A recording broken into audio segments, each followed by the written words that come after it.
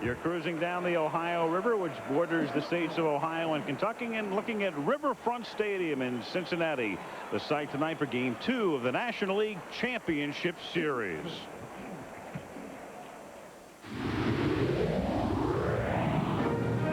Last night in Game 1, a great pitching duel. Brave starter Tom Glavine allowed just 1 run through 7 innings of work. And Red starter Pete Shurik took a shutout into the 9th. The Reds have the National League's best defense, and the exhibits last night were plentiful.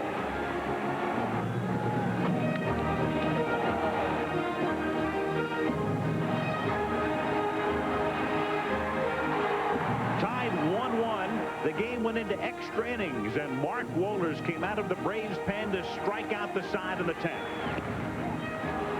Then in the 11th, Mike Devereaux, with a 2-out single to center, scored Fred McGriff to give Atlanta the lead. In the bottom of the 11th, the Reds had runners at first and third with 1 out when Reggie Sanders bounced into a game-ending double play. Final score in 11, Atlanta 2, Cincinnati 1. Tonight, Game 2.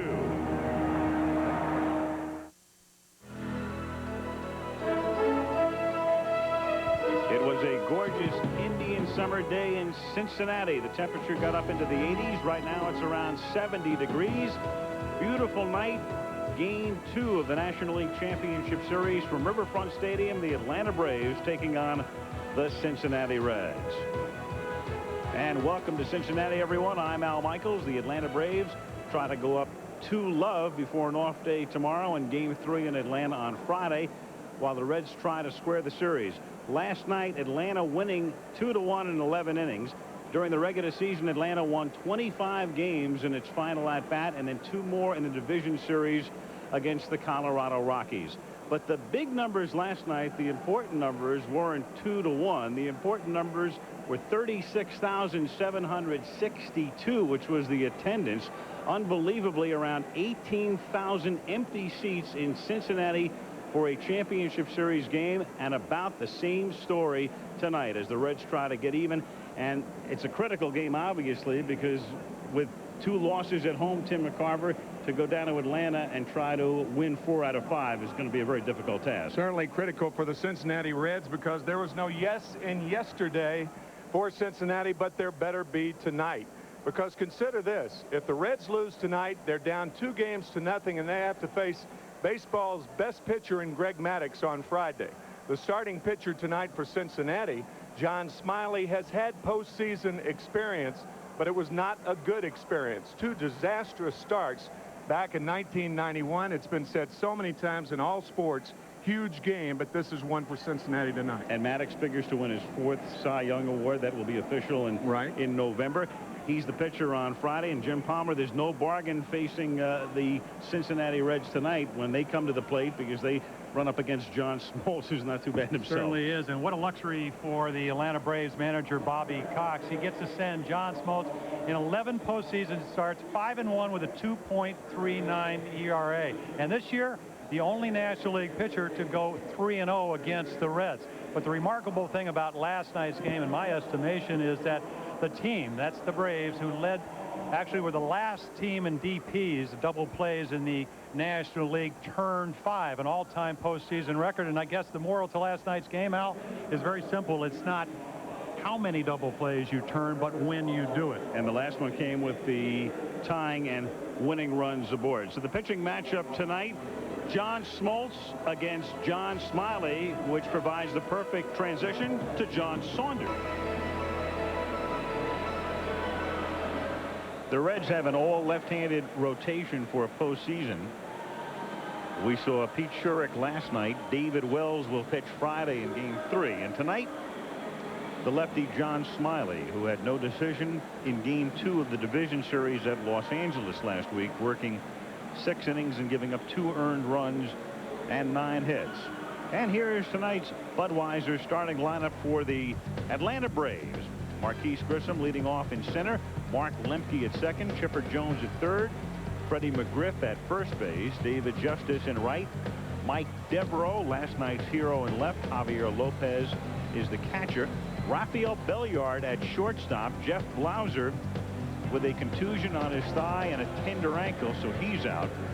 And John Smoltz will be on the mound. Defensively for Cincinnati, Gant, Howard, and Sanders in the outfield. Branson, Larkin, Boone, and Morris in the infield. Benito Santiago back of the plate, and John Smiley on the mound. Yeah, I think a very important thing you talked about those two disastrous starts is it's really not sometimes in postseason about your stuff. It's about how you handle your emotions. Marquise Grissom to lead things off, and the first pitch of the game is lined into center field for a base hit. Grissom, who had 11 hits in the 4-game division series against Colorado and 1 hit last night, picks up his 13th postseason hit. We talked about John Smiley and his disastrous 2 starts in games 3 and 7 in the 1991 League Championship Series. Both times his opponent was John Smoltz. John Smoltz won both games, but Smiley worked 2 2/3 innings in 2 games and gave up 8 earned runs. Mark Lemke takes up high, ball 1. You know, I talk about controlling emotions. Leo Mazzoni, the pitching coach for the Braves, says, you know, if you get that death grip on the ball, in other words, squeeze it too hard, you lose velocity, you lose location. All of a sudden, that wrist that's got to be nice and supple on a breaking ball doesn't have the desired effect.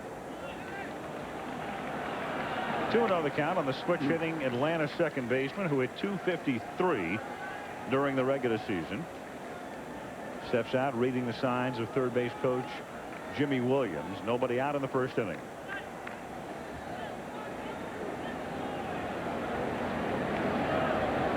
Grissom very fleet at first. There he goes. Good jump. Hit softly back to the box. And Smiley throws him out. So they send the runner. And Lemke bounces out. Grissom advancing to second base. And Chipper Jones, the rookie, coming up. I'll tell you, Al, there are a lot of managers that like a 2-0 or a 3-1 running count. I do not think that this is a good hit and run situation. I think with the count 2 balls and no strikes, Mark Lemke should be able to choose a pitch against Smiley, particularly when you consider the last time Lemke faced Smiley in regular season, he homered against him. But when it's the hit and run is on, of course, you are compelled to swing the bat. Now Chipper Jones takes a strike. It seems to me, again, we talked about giving outs early in the ball game. You get a guy 2-0 after he's already been singled to center on. He's going to try to throw a strike. That doesn't mean he's going to do it. Maybe later in the game it's a good play, but in the first inning you are helping the pitcher out. Grissom at second, 1 out. Jones takes inside, 1 ball and 1 strike. Chipper Jones will be either first or second in the balloting for Rookie of the Year in all probability, with the competition primarily coming from Hideo Nomo of the Dodgers.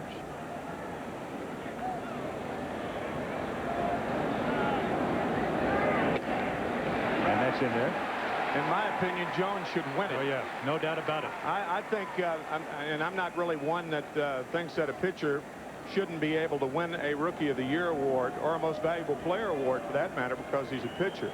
But Hideo Nomo with a lot of no decisions, 13 and 7, 23 home runs for Chipper Jones on the year.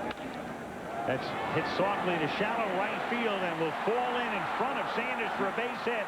And Grissom was going all the way, so he will score. And then it bounds by Santiago, and down to second goes Jones. Marquise Grissom either would have been a brilliant surveyor in some other life or just got lucky, because he never looked back. He was going all the way. Well, that's why base runners look back and check the outfielders. He saw that Sanders was too deep. You saw that little peek at Sanders, who saw Grissom running all the way. This is not a good play by Reggie Sanders. He should throw the ball to second base. It's short hop Santiago, and Smiley is not in the proper position to back the play up. He's right next to him. That's one of those plays as a pitcher you want to really circle, because first of all, you don't know if the play is going to be at home. That shouldn't have been. And you overthrow second, you want to be somewhere between home and third. It's a single and an error charge to Sanders on the throw to allow Jones to advance, and McGriff fouls it back. 0-1 on Fred. I got to think that John Smiley did not anticipate a throw being made. I mean, that's how easily Grissom was going to score. Still doesn't. 2 wrongs don't make a right. Dave Johnson, in his 3rd and final year as the Reds manager. Ray Knight takes over next year. Fly ball off the bat of McGriff, and a running grab made down the left field line by Ron Gant. A terrific play because he had a long way to run, and he has to think about the bullpen mound.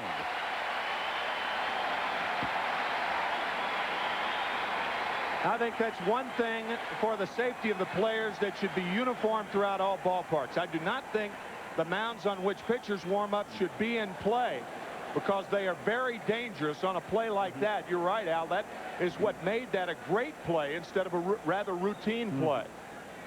Well, that could have had disastrous consequences. And we're talking about a guy that shattered his right leg in 3 places last year and has a steel rod in that leg. Now Dave Justice at the plate. 1-0 Braves, 2 out in the 1st. Well, chances are you will never again see mounds that are built in foul territory, because as they build the new ballparks, they put them behind the outfield wall for the most part. This stadium was constructed in the late 60s and opened in 1970 as a multi-purpose facility and circular. It's the soup tureen design, and with very little room in foul territory and no room for the bullpens really behind the outfield fence. They were compelled to put them where they are. Hit down to Morris. He shovels to Smiley, and that's that in the 1st inning. But the Braves take the lead after a half. Atlanta 1, Cincinnati coming up. Atlanta ahead 1-0 as we go to the bottom of the 1st inning. John Smoltz on the mound for the Atlanta Braves tonight. Part of a fabulous rotation, clearly the deepest in either league. Glavine last night, Smoltz tonight, Maddox Friday. Here's tonight's Budweiser Cincinnati Reds starting lineup. Thomas Howard leads off in center, then Barry Larkin at short. Ron Gant hits 3rd. Reggie Sanders, the cleanup hitter. Hal Morris at 1st. Benito Santiago back of the plate. Brett Boone at 2nd. Jeff Branson at 3rd. John Smiley on the mound. Defensively now, Devereaux gets the start tonight in left field. Grissom and Justice in the outfield. Jones, Villiard for Blauser at short. Lemke at 2nd, McGriff at 1st. Lopez back to the plate. Smoltz on the mound. Switch hitter Thomas Howard goes after the first pitch and lines it into center field. So each team starts the game in the same fashion. Grissom came up, hit the first pitch on 1 hop to the Red center fielder, and Howard hits one on 1 hop to the Brave center fielder. Yeah, I think we'll see a little bit different strategy, though, with Barry Larkin coming up number 2. But Hal McRae, the hitting instructor, said, listen, we know Smoltz got a great arm, and you see a fastball right in the middle of the plate. He said, if we hope he makes bad pitches, and that wasn't a particularly good one, or he gets behind. But he's got a nasty slider, does not throw the forkball or the splitter that he has thrown over the last couple of years. He's about 6 months removed from having right elbow surgery, and he's had a remarkable year when you consider last September he had his elbow opened up and all kinds of bone chips taken out. Larkin takes up and in. Howard at first base had 17 steals this season, but not a real good ratio because he was thrown out 8 times. Reading Ray Knight's signs. But the one thing those 17 steals tell me as a former pitcher, that even if he doesn't steal bases, he is going to be able to score in a double, go to 1st to 3rd, 2nd to home. And again, when you talk about team speed, the Braves, the Reds are going to try to run you out of the ballpark. 190 stolen bases, led the majors. And in a regular year, were it not for the 18 games they lost, they clearly would have been well over 200. 2-0 the count. Jim, you mentioned John Smoltz and the bone chips in his elbow last year. You might say, well, he was on the DL. He wasn't because of the strike shortened season. There are 17, make that 13 active pitchers who've never been on the DL, and Atlanta has 4 of them. Glavine, Maddox, Smoltz, and Avery, never on the DL. Howard goes. The pitch is a strike. The throw is also a strike.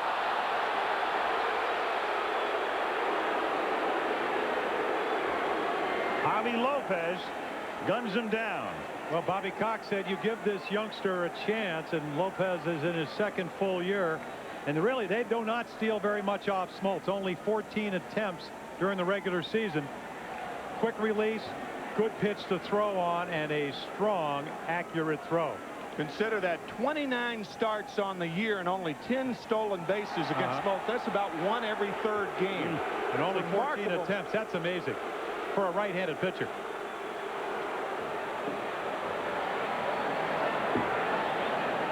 I mean, that was the best of all worlds, a strike and an out.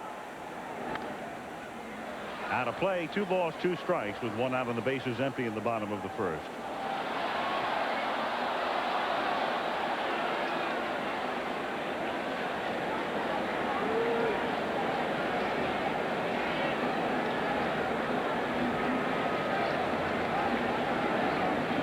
Ron Gann on deck. 2-2 to Larkin. He reaches out and punches it foul, and it remains 2-2. And he will go back to get a new bat. John Smoltz is one of those type of pitchers. Good running, moving fastball.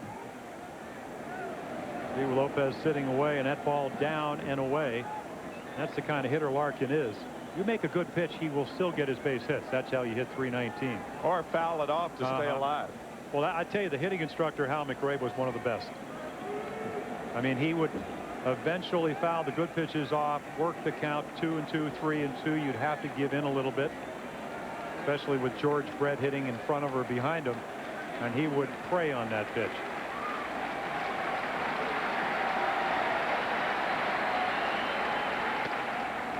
He lays off a high fastball. 3-2.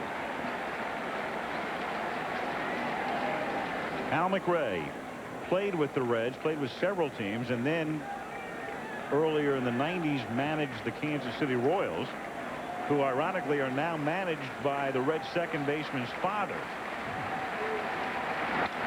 Line drive through the middle for a base hit as Larkin singles. So a big play as Howard gets thrown out, and then Barry follows with a base hit. Tonight's League Championship Series game is brought to you by Chevrolet. The cars and trucks 36 million people depend on every day. Genuine Chevrolet. Network MCI. How to get modern communications technology working for your business. And Texaco Clean System 3 gasolines. Ron Gann, 2 infield singles last night, goes after the first pitch and lifts a lazy fly ball into the glove of David Justice. 2 down.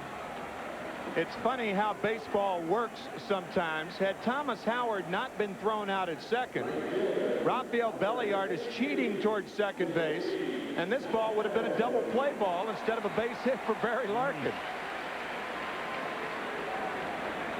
Right off the glove of Belliard. That's why Larkin's on at first, and you can look for him to run, I'll tell you. 51 out of 56, 91%.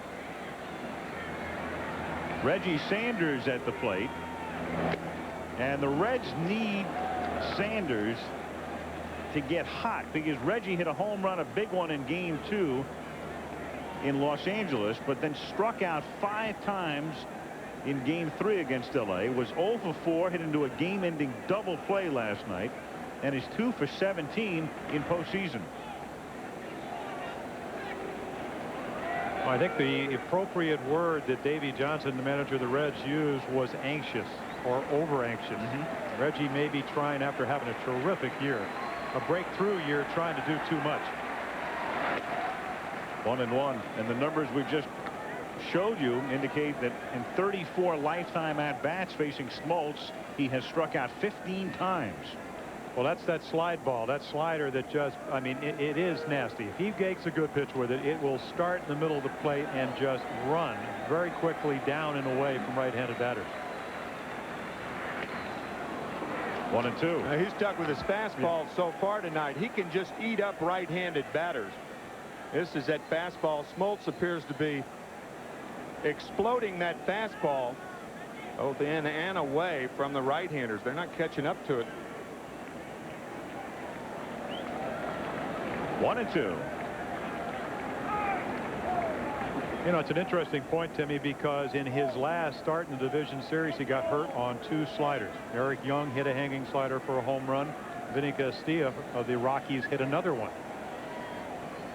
Well, maybe he doesn't trust it at this point in the game. Not yet. Not yet. And down goes Sanders.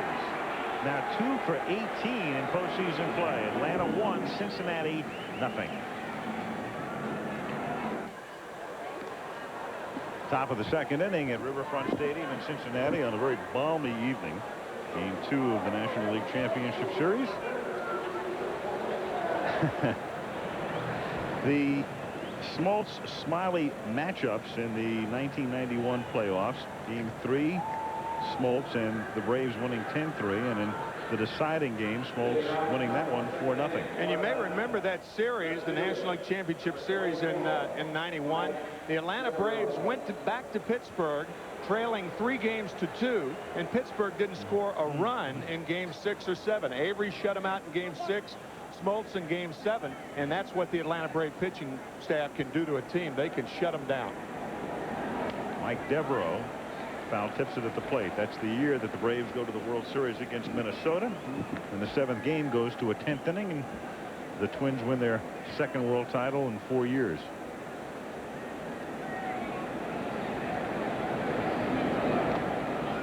And it is along the lines of the theme we mentioned at the top last night. The Braves getting to postseason play. This is their 4th successive National League Championship Series, keeping in mind, of course, there was no postseason last year.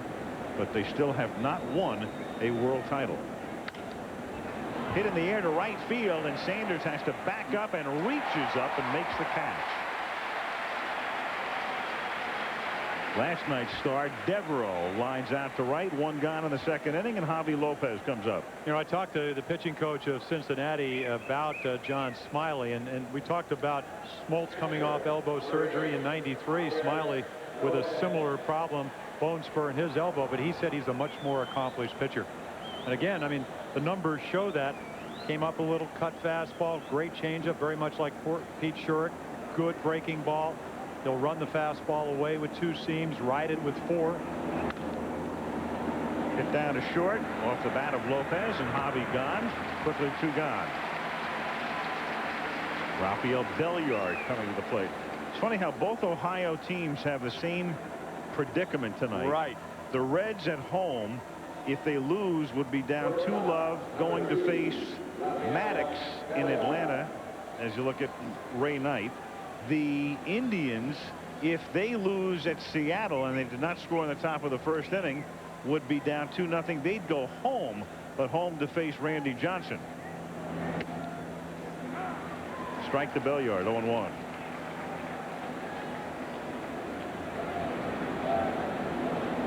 You don't want to face Randy Johnson anywhere. At home, on the road.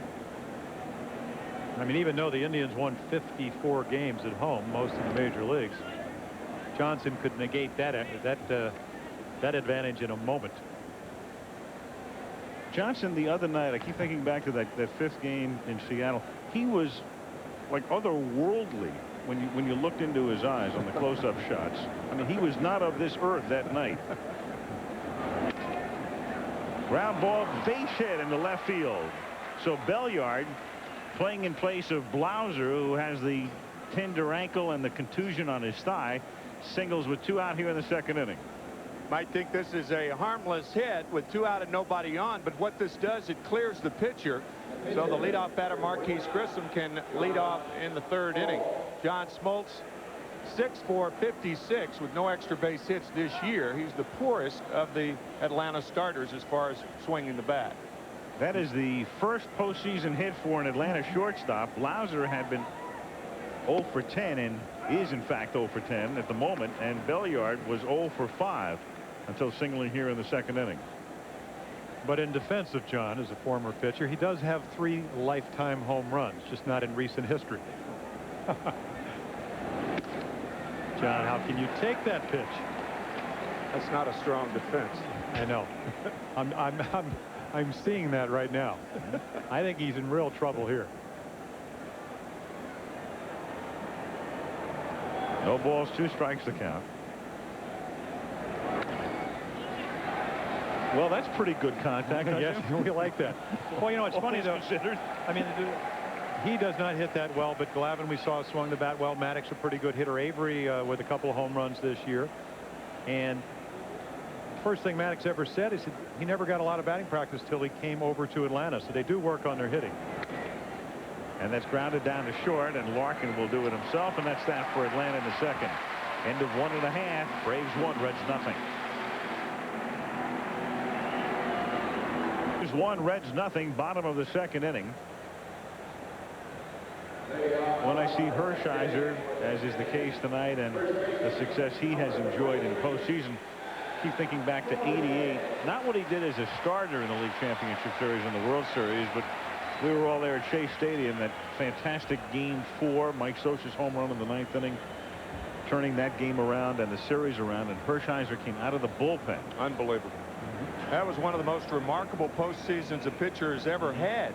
MVP in the LCS and the World Series.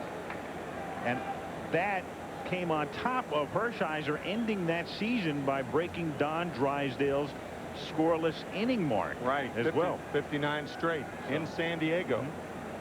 When I think of Worrell and the way he came out of the pen, it reminds you of what Randy Johnson did the other night in somewhat similar circumstances. On the subject of breaking records, Mr. Palmer's mark, which he shares with one Nolan Ryan, is about to go down in flames, I would think, very shortly. Yep. No doubt about that. He has 1 strikeout tonight, does Smoltz, and the count here 2-1 on Morris.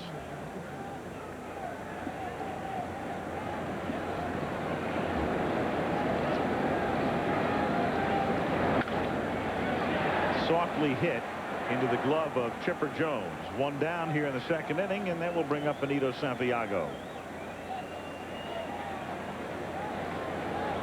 The catcher, number 18, Benito Santiago.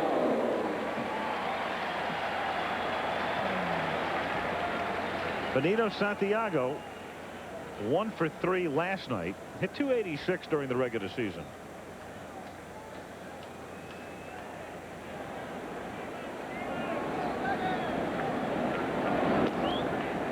No.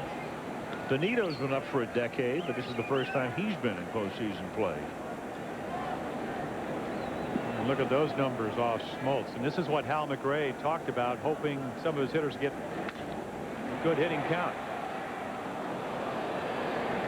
But hey, he's got a good fastball tonight. Yeah, think about all of the balls that have been hit the other way. That's a pretty good indication of how hard a pitcher is throwing. Santiago couldn't get around. Hal Morris couldn't get around on the ball. Gant flies out to right field. Popped up a mile high, right side of the infield. McGriff and Lemke both. And Lemke handles it. 2 down. And they will bring up Brett Boone. Sunday, 4 Eastern, 3 Central and Pacific. Wide World of Sports. Shannon Miller heading the U.S. contingent at the World Gymnastics Championships from Japan this Sunday. Brett Boone hit into 2 double plays last night. Was 0 for 4 in the game.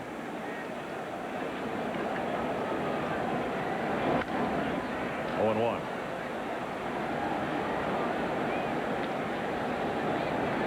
Well, he is a streak hitter.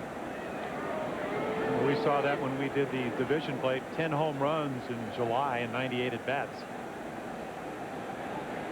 15 on the year. I think Hal McRae also thinking about last night that the Reds probably would have won this game if they had hit a couple of balls the other way, stayed out of those double plays. Would have manufactured 1 or 2 more runs.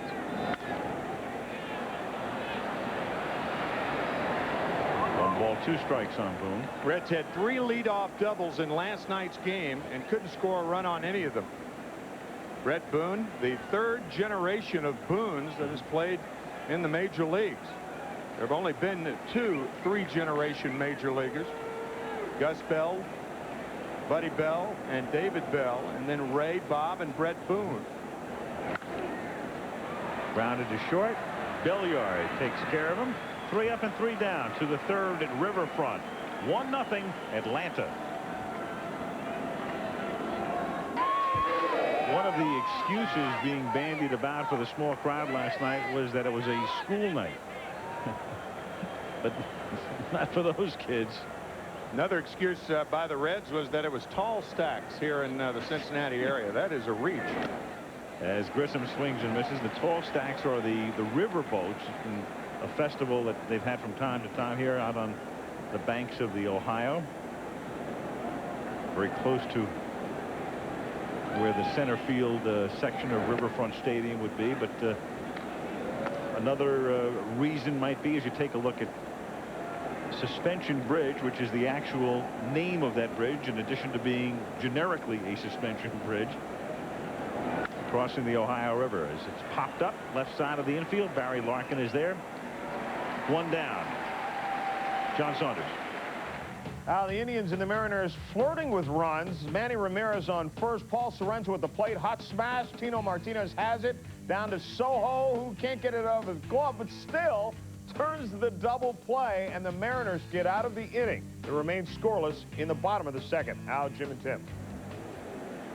Okay, John, here 1-0 Braves. 1 out, bases empty, and Lemke the batter. 1-0. Did they name Suspension Bridge after Marge Shot? No, they did. 1992. No, they didn't. They couldn't have done Nor it. after No. George Steinbrenner. Yeah. 1-1. I saw where Steinbrenner was fined $50,000 for his remarks about the umpires in the division series the other night. Foul back. Been a great week for George. Loses that series. Scathing piece by George Vesey in the New York Times today. In effect saying to Buck Showalter, leave Steinbrenner. Maybe Buck will. Every time I talk to him, he appears to be thinking about it. And how about last night? How did the Braves get the winning run into second base? A former Yankee, Luis Polonia. Perfect sacrifice. Fundamental baseball. And who did they give up when Polonia left? Darryl Strawberry. Never played. There is Luis shaking his head. It's disagreeing with you. Right. Little looper foul. 1-2. Belliard in the foreground and Polonia. Well, you're going to go all the way. You better have a good bench. And the Braves have it, as do the Cincinnati Reds. A lot of depth. 1 out, bases empty, third inning. Atlanta leading 1-0. That's a little looper off the end of the bat on a couple of hops to deep second, and Boone throws him out. So Lemke cues one, spins it off to the right side. 2 down here in the third inning. Chipper Jones coming up. And because of that spin, Brett Boone had to wait for the hop to develop. That's why he had to stay back on the ball. The right side of the infield, you can afford to do something like this. Wait for the hop to develop. You don't have to charge it because it's a short throw.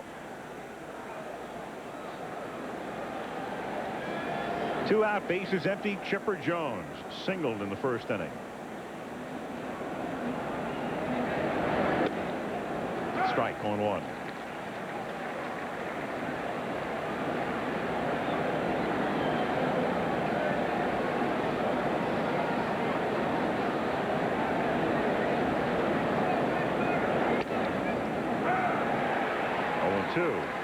Two pretty nice pitches there, Timmy. Cutter in, fastball right on the black, very much like Shurick did for the Reds last night.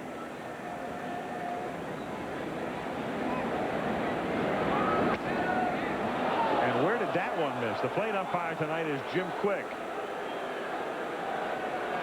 Well, strike zone a lot smaller, both National League and American League, and I believe that ball was over the plate just a little bit too high for Jim Quick.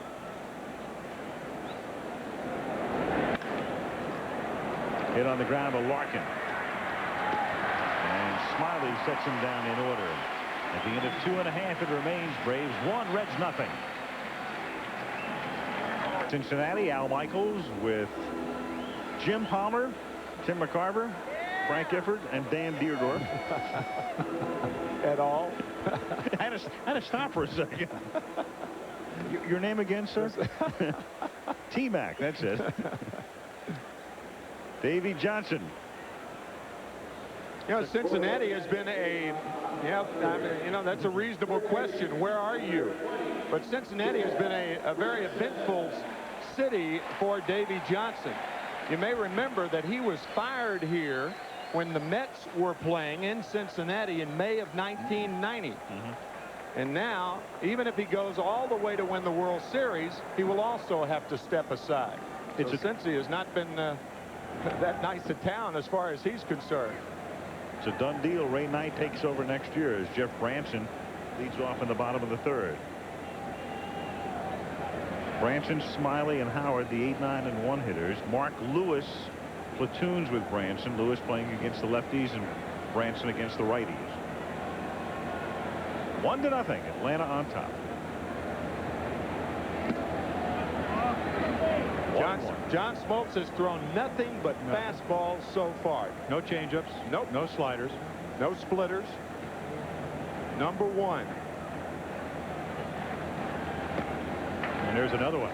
You know, you got to think that if the Reds are going to score some runs off Smoltz, you know, maybe Gant or Sanders or Larkin will get lucky, maybe hit a long ball, but the lefties, 261 on the year, righties, very, very tough time against Smoltz. Only 206 this year.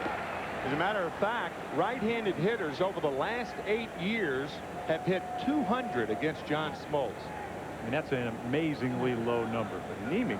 And that's because of that slider. I mean, you know, you got the fastball coming in, the slider going away, and then occasionally will hit the outside corner. And he was even tougher when he was, in my estimation, throwing that splitter. That was the slider right there. First breaking ball of the night, and it breaks Jeff Branson's bat. You know, people talk about the splitters, the pitch of the 90, the sliders, the curveball. The best pitch in baseball is and will always be the fastball. And Leo Mazzoni, who is the Braves pitching coach, says it's the first pitch fastball for a strike. And he likes, I mean, left-handed hitters usually love the ball down and in, but that ball was breaking so sharply, he was going to get it right on the fist unless he yanked it out of there. Fastball away. He shook off the splitter. You could see the wiggle by Lopez. That's the splitter. And then he went to the fastball away.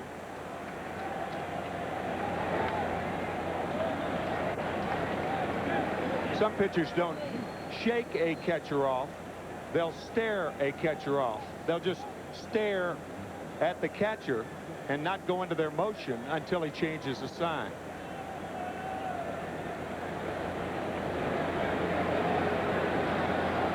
Splitter here.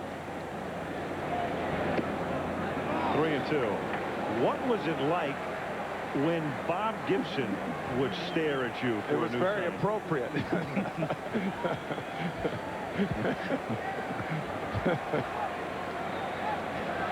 It was quite intimidating. You talk about a stare being able to bore holes in you. Broken bat again, and a little looper to the second baseman Lemke.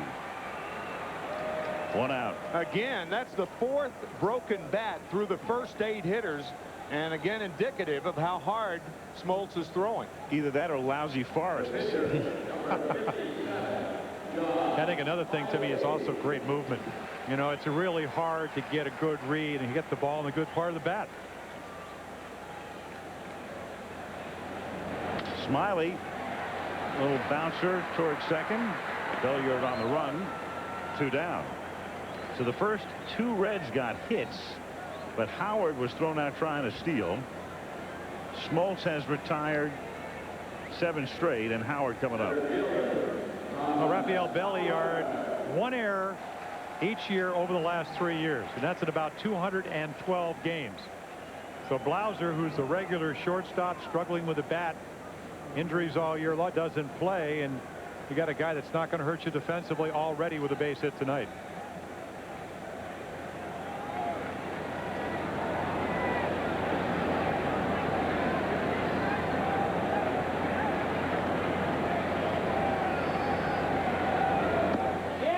Howard, half swing, that's a strike. Third base umpire Randy Marsh making the call. Well, maybe the second time around you'll see the second slider And that's down and in, and you can see Howard fooled by it, but maybe the second time around he's going to change his pitching pattern. Well, that was a great shot. I mean, you could really see the spin, the tight spin of that slider. Another shattered. Not only are they breaking bats, that one is sawed off in half. And that was the case on a number of broken bats last night. 0-2 the count. Well, a criminologist's term is breaking and entering. Well, what Smoltz is doing, he's entering and breaking. Yeah, there's a term in baseball, you don't let that guy get into your kitchen. In other words, inside. He's been in a few pantries tonight. He has. Where they keep the canned goods.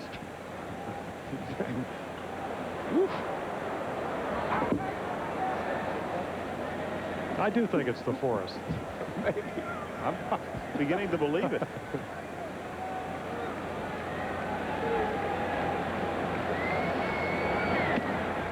Backs him off. 1-2.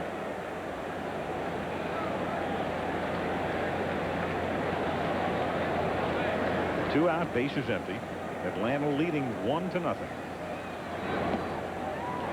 2-2. Jim Quick, the plate umpire. Kane DeMuth at first, Jerry Davis at second, Randy Marsh at third, Jerry Crawford down the line in left, and Paul Runge down the line in right. 2-2.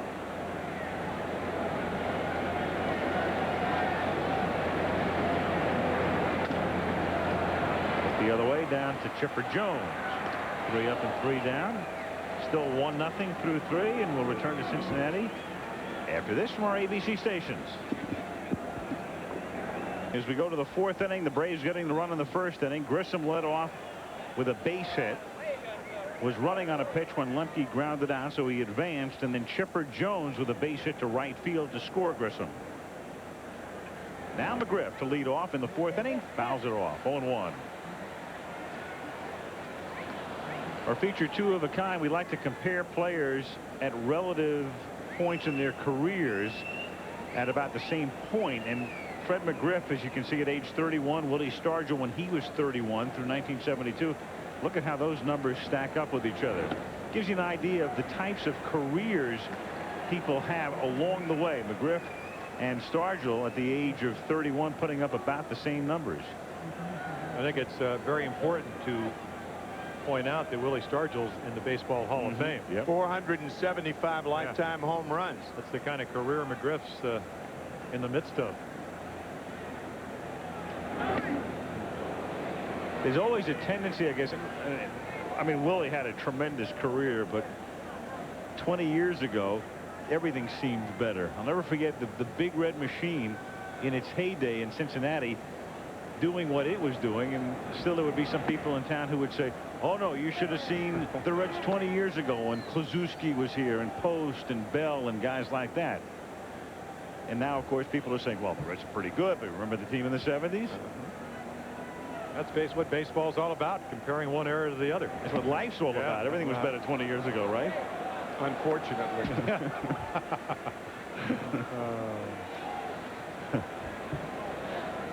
3-2. Folks, philosophy you'll only hear on the Baseball Network.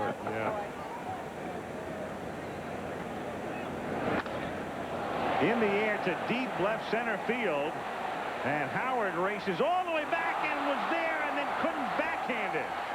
And McGriff will wind up at second, so he had a long way to go, and Thomas Howard got there and tried to backhand it and dropped it. I think Ron Gant should have called him off the play, because the ball is tailing back to Gant and going away from Howard. A left-hander hit it. Now, keep in mind, it was Fred McGriff. It's going away, but Thomas Howard calling him off. The ball hit the heel of the glove, and it's going to be scored a double, and that's bad scoring. That should be an error. That ball's got to be caught with that much hang time. Yeah, Davey Johnson saying Thomas Howard's not going to hurt you defensively. Good on-base percentage, hitting over 300, but he does right there.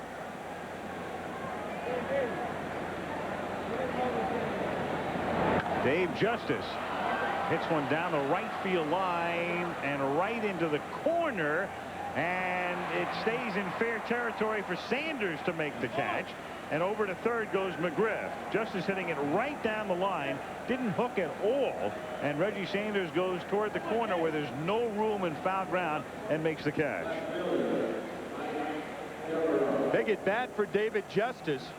Sanders staying right with it, but McGriff going easily to third. And now the Reds here in the fourth inning, they really have to play the infield in. Yeah, I got to think, especially with Smoltz on the mound, as we mentioned in the right. opening, 3-0 this year with an ERA of about 2.87. And Devereaux hitting over 300 against lefties. Started the year with the White Sox, but this is one of the acquisitions that general manager of the Braves, John Sherholtz, said we need a veteran guy that's good outfielder, a little bit of speed, can hit left-handed pitching and right-handed pitching, as he won last night's game. Devereaux inside, ball one.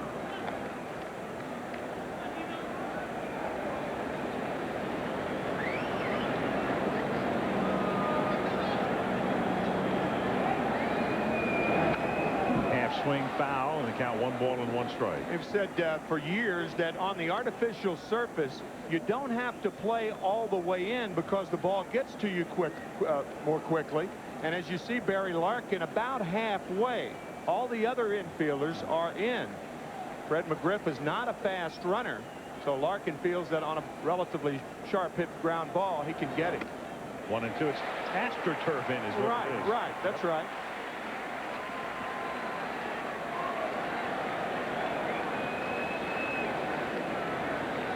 Bobby Cox last night managed his 10th postseason extra inning game.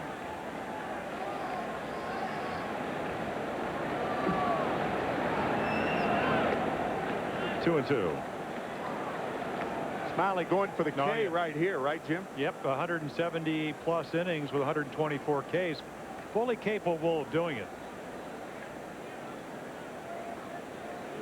I mean, he's got the full arsenal. Really haven't seen too many changeups tonight. Devereaux, the type of hitter you were saying last night that you cannot pitch him out over the plate and expect to get him out. Good high ball hitter out over the plate. They're going to go away. Just away.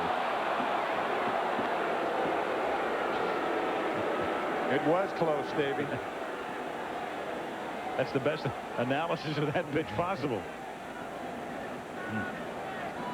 Well, he hits the glove, but the glove's off the plate. Not by much. And that's lined to left field deep enough to score a run, and it's a base hit over the head of Gant. Devereaux on his way to second, and in there with a double as Atlanta takes a 2-0 lead.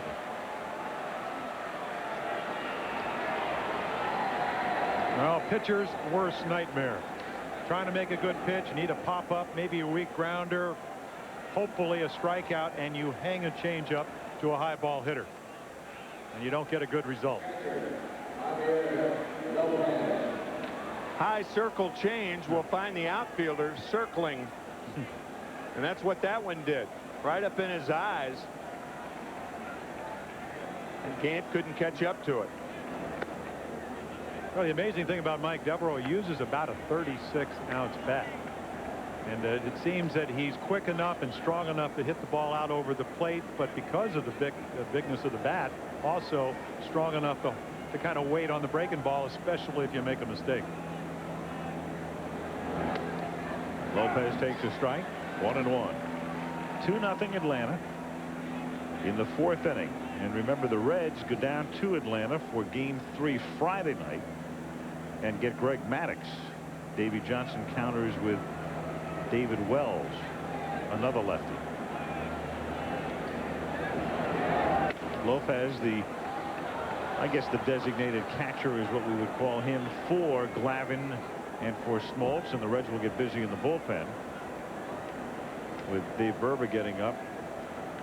Charlie O'Brien is the other catcher, but Lopez was red hot in the second half this year. He hit .361 after the All-Star break, and he punches that one to right field, and Reggie Sanders almost jumped too early but comes down with it, and Devereaux goes to third. I mean, Reggie Sanders had to be Michael Jordan to stay in the air and haul that one in. Air Sanders. Yes. I'll tell you, one of the best right fielders in the National League. He shows it right there.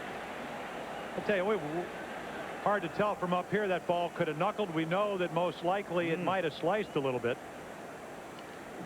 You don't see very many outfielders catch the ball after they leap when they are descending, but he was coming down and caught it. Yeah, that's usually what you see from an infielder. You know, very difficult to sometimes judge how hard the ball's hit. Well, a decision is descending on Davy Johnson. Do you walk Belliard? He singled his first time up. John Smoltz with only 6 hits on the year. And they work on him, and he loops it to short, so they get away with it. That means the pitcher leads off in the 5th, but the Braves get another run and lead 2-0 in the middle of the 4th. Bottom of the 4th inning, Atlanta leading 2-0, and Barry Larkin to lead things off. Then Gant and Sanders. Larkin singled in the 1st inning. Postseason average reflected there, 8 for 19. And one of Barry Larkin's biggest fans is the Atlanta manager, Bobby Cox. Bobby Cox saying that in his experience, the only shortstop that he has seen better than Larkin is Luis Aparicio. I thought it was very interesting. He put Aparicio on top, Larkin second, and then listed Davey Concepcion in front of Ozzie Smith. Highest batting averages for shortstops through the years. Honus Wagner at the very top, and Larkin on a pretty illustrious list. A broken bat, 1 hopper back to the mound, 1 down. Then it will bring up Ron Ginn, and there they are, Archie Vaughn and Joe Sewell. Pretty good names up there. Well, 5 of those 6 are in the Hall of Fame. Wagner, Vaughn, Sewell, Appling, Cronin. Ed McKean played at the turn of the century. Unbelievable numbers for a largely defensive position. Shortstop. Gant hits it softly toward 3rd. Jones on the run. 2 down, and that will bring up Reggie Sanders. And tonight's League Championship Series game is being brought to you by McDonald's. Have you had your break today? Bud Light. If you want great taste that won't fill you up and never lets you down, make it a Bud Light. And Buick and your local Buick dealers. Remember, Buick, the new symbol for quality in America. What a catchy ditty that is behind us, huh?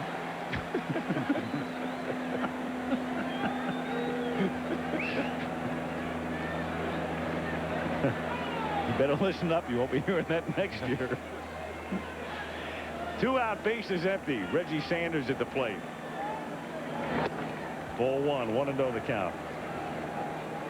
Reggie struck out in the 1st inning. Reggie 2 for 18 in postseason.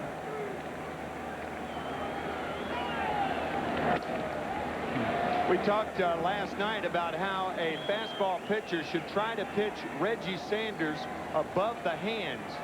If you don't know whether a guy's a low ball or a high ball hitter, look at his hands and you can tell. Reggie Sanders, because his hands are that low, can never get on top of a high fastball. Eric Davis the same way, and when Reggie Sanders came up, he was compared with Eric Davis, as a matter of fact. Yeah, Barry Larkin saying he did not fall prey to trying to maybe overachieve, but he's doing that in this series. I mean, he's trying to hit home runs, it seems, and pulling off on every swing. 2-2. See, when you I mean, again, I guess pitch 4,000 innings to me, but it's a good point. When you hold your hands that low, especially inside, you cannot get the bat on the ball. Nope. Very tough. Sanders has struck out 11 times in postseason. Make it a dozen. And Smoltz ties Palmer's and Ryan's LCS strikeout mark there. To the 5th we go, 2-0. Tonight, that was the case last night, and I asked Marge Schott, the Reds owner, for her reaction to last night's 18,000 empty seats.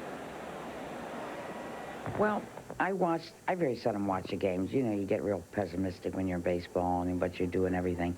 And I watched the Seattle game in that loaded stadium and everything, you know, and then I was very disappointed. I was happy the first time we played here. We had a great crowd. But I was disappointed last night, I really was, because, you know, it's a playoff. The only thing is, see, we don't draw so much from Cincinnati, only maybe 15%. We draw from all the surrounding states, maybe 7 to 10 states. Maybe it's because kids were in school. I don't know, but I really felt bad. I really did, yeah. That has been the major story here. I mean, clearly, in a town where professional baseball started, to see a stadium 1/3 empty for an LCS game last night was astonishing. And we all know the residue and the after effects of the strike and all of that, but it was shocking. And what Marge says has some validity to a certain extent. The Reds do draw from surrounding areas, but they always have. Yeah. And then they've always put a lot of people in here for post and regular season play. 2-2 the count on Smoltz, who swings and misses. Strike 3. Smoltz strikes out before Grissom comes up. Let's check in with John. Now, Tim Belcher pretty steady and getting some good defensive help with Albert Bell on first after an infield single. Eddie Murray looks like he has one to the gap, but Ken Griffey Jr. runs over, cuts it off, and keeps Bell at first. He's still there as Jim Tomei is struck out by Tim Belcher. He gets out of the inning. It remains scoreless, headed to the bottom of the 4th. Back to the National League. And here with 1 out and the bases empty, Marquise Grissom at the plate has singled and popped out.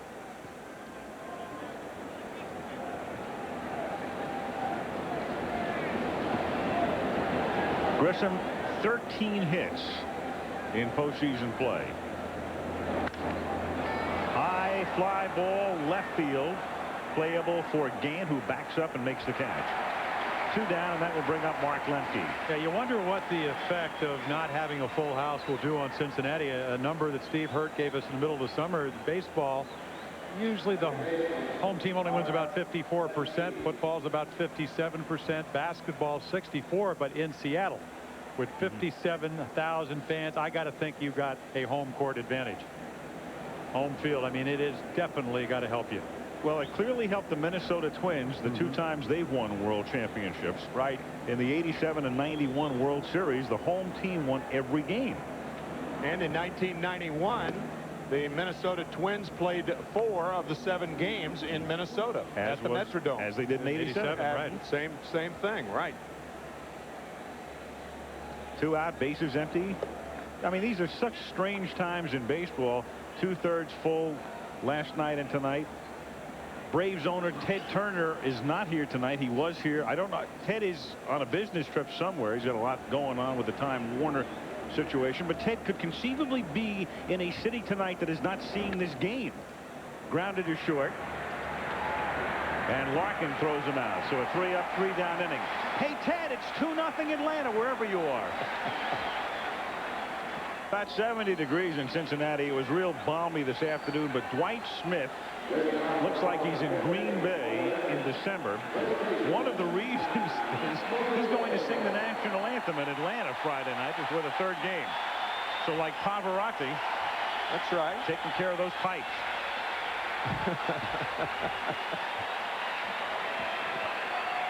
That's Tom Pavarotti. He's my mechanic.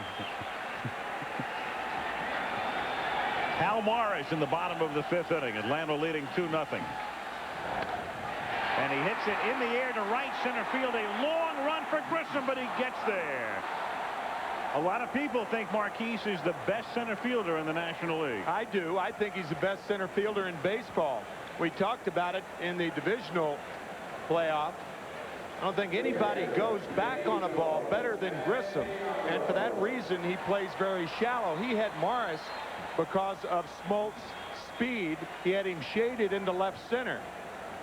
Yeah, it's a great advantage, obviously, to a pitcher who can make a bad pitch, not make the pitch you want, and have a guy like that run it down. I mean, 2 straight Gold Gloves. I got to assume he's going to win another one. Now Benito Santiago at the plate. Tries to lay one down. Good bunt. Jones was playing deep, comes up throwing too late.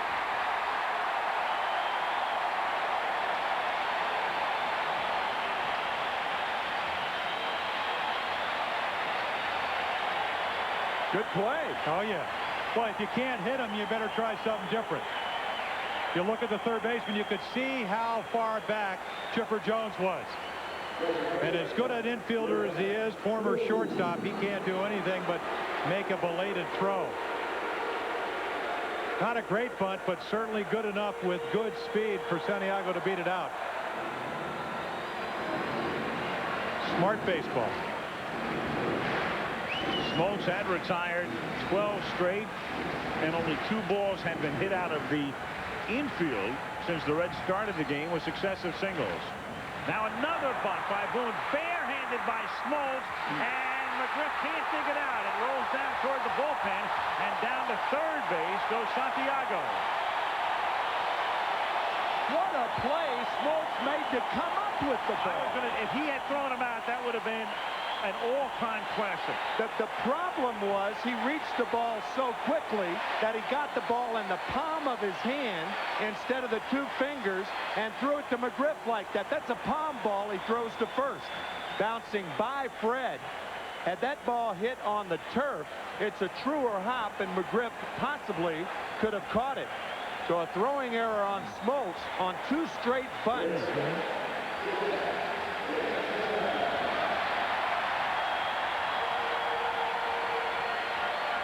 Davy ball. I'm thinking of Gene Mauch. That ball just hitting a footprint. And McGriff, whose guys does for a big guy, very, very soft hands, unable to come up with it. Atlanta not replacing their divots. No. Now Branson, infield double play depth. Braves lead 2-0. Dave Burba throwing in the Cincinnati bullpen. 1-0, and Lenny Harris has come out on deck. It's postseason. If this was May, you'd probably see the pitcher hit here. Yeah. But it's October, and it's the 5th inning, and you're down 1-0, and you're down 2-0 in game 2, and you've got Harris on deck and Burba in the pen. You saw the splitter from Smoltz on the first pitch to Branson. 84 wild pitches in the 90s, far and away the most by any pitcher in the majors. 2-0. Well, he's going to pitch him very carefully because Branson is 6 for 18 lifetime with 2 dingers. The other side of the coin, Smoltz this year, I mean, he's been terrific. Runners in scoring position, the league is only hitting .207, but you don't have to get a base hit here to score a run.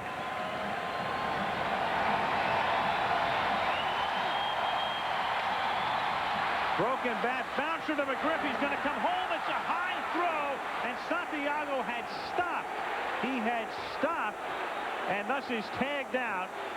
And the Reds have runners at first and second, and that's all Johnson can do, kick the ground. Well, the reason he had stopped, he was expecting the throw to be a good throw so he could get in a rundown, allowing Boone to go to third and Branson to go to second. Another broken bat, however, and McGriff makes a very smart play, but a bad throw. And your point well taken, Al. Had he kept coming, he would have been safe. But a runner is told to stop, anticipate a good throw, get in a rundown, allow the other runners to move up. Neither happened. Right. You can't blame Santiago. No, You're exactly right, because his job is to get into a rundown at that point. Now Harris pinch hits for Smiley, and the pitch low, ball 1.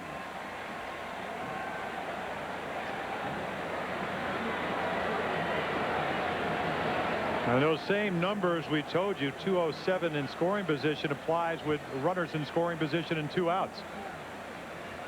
And if you can do that as a pitcher, it's just kind of like having a great RBI year as a hitter, you better deliver, and the toughest time to do it is with 2 down.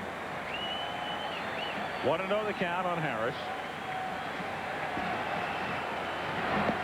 The only question I would have about Santiago is, did he make the right decision initially on the bouncer to McGriff to come home with 1 out? I think so, because the ball was hit hard enough to Fred McGriff. I mean, the runner at third is supposed to, on a ball hit sharply, you're supposed to try to break up the double play. Ball 3. I think he made the right play. Yep. He has a choice there. If it's first and third and nobody out, you have to come. Because the last thing in the world you want in that situation is a 3-6-3 double play, and you're still at third base. Right. With one out. I think different dynamics. I think you credit McGriff there instead of laying the fault on Santiago. I think McGriff made a good play by coming home instead of trying to go for the double play.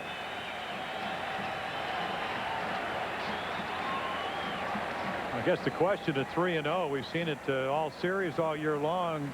Does Harris hit away? 11 for 50 during the year as a pinch hitter. And he takes a strike.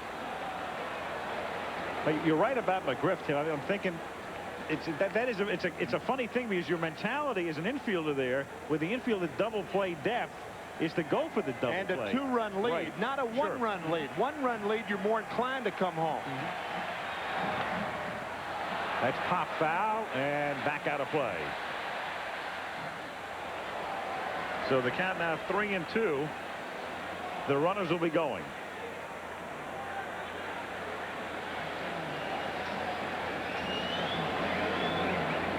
Boone at second and Branson at first.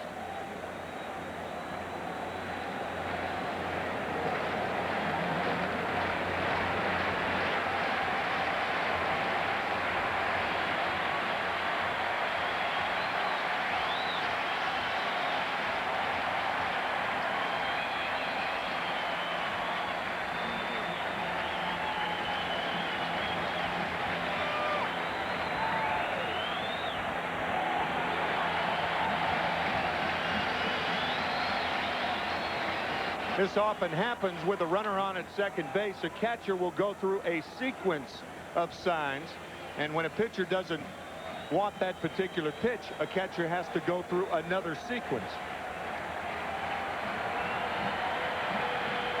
Runners go. 3-2 pitch. Ground ball, base hit into center field. Boone will come in to score. Branson goes to third. 2-1.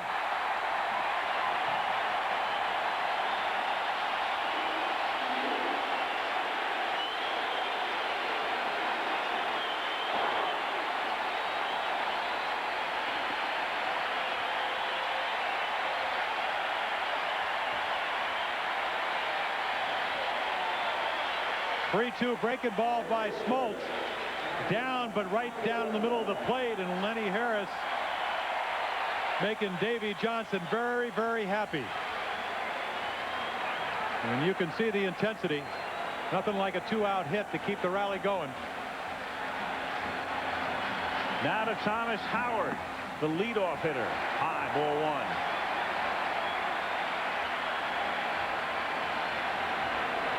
Yeah, I think when you get a guy on a roll like John Smoltz, you have to do something to disturb his concentration and his confidence. And that's what the Reds have done this inning with the 2 bunts, Santiago and Boone. Because if he makes a mistake here, all of a sudden, the Reds may go ahead, even though he hasn't been hit that hard. They got him out of his rhythm.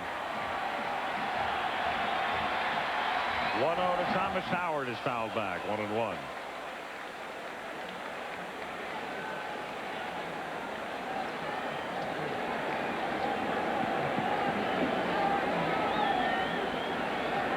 Not very productive was Howard in these situations. Burba finished warming up. Dave will come in to pitch in the 6th inning.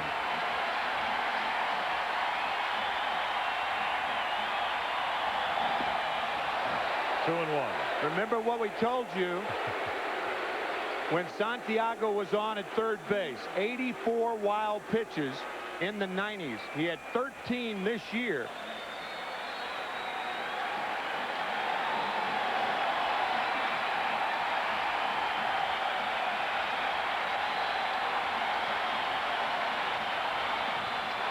Almost. The runner goes. It's a delayed steal, and it's dropped by Belliard. Game is tied.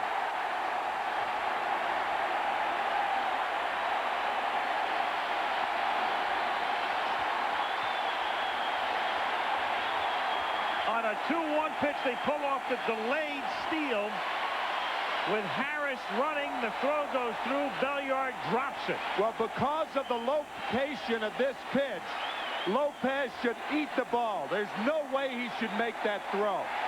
Usually with runners on at first and third, you look the runner back at third. He not only had a poor pitch to handle, he didn't look the runner back. You've got to eat that ball. You can't make this throw. Dropped by Belliard, but even had he come up with it, no chance for Branson. And that's ball 4.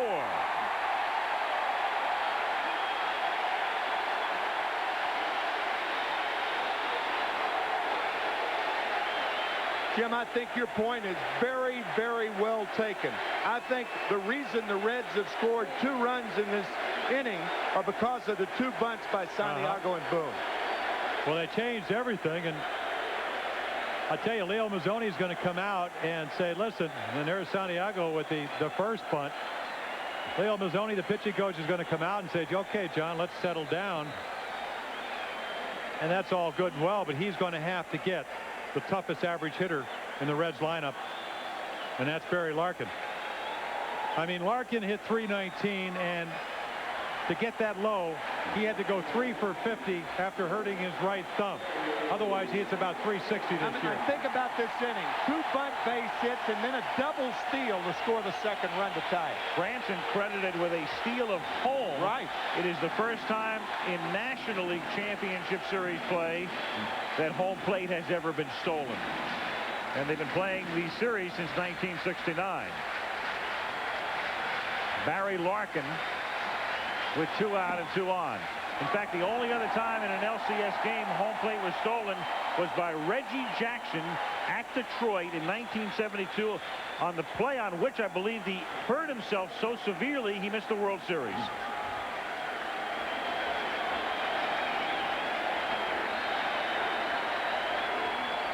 Foul back, 1-1. That was hittable right there. Well, I think every pitch that Smoltz is hittable by Larkin because he's hit .316. And go back to last night's game. Tom Glavine said, if you give in, you give up. And even though you have runners at first and second, look at the cut right here. I mean, right down the middle, Larkin just missed it. Well, you still make your choice. Do you pitch to Larkin or Gant? 1-2. See, Glavine would not give in even if he had to load the bases. Smoltz, not quite as good a control, hasn't had the success as Tom Glavine. He may go right after Larkin. I don't think the thinking apparatus of a John Smoltz is going to ever be like Tom Glavine. No. You're talking a guy who spots the ball as opposed to a guy who overpowers the ball.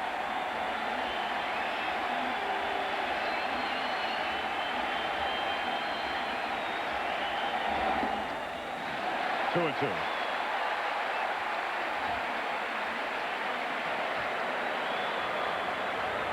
Score is 2-2. 2 balls, 2 strikes, 2 out, 2 on in the 5th inning of Game 2.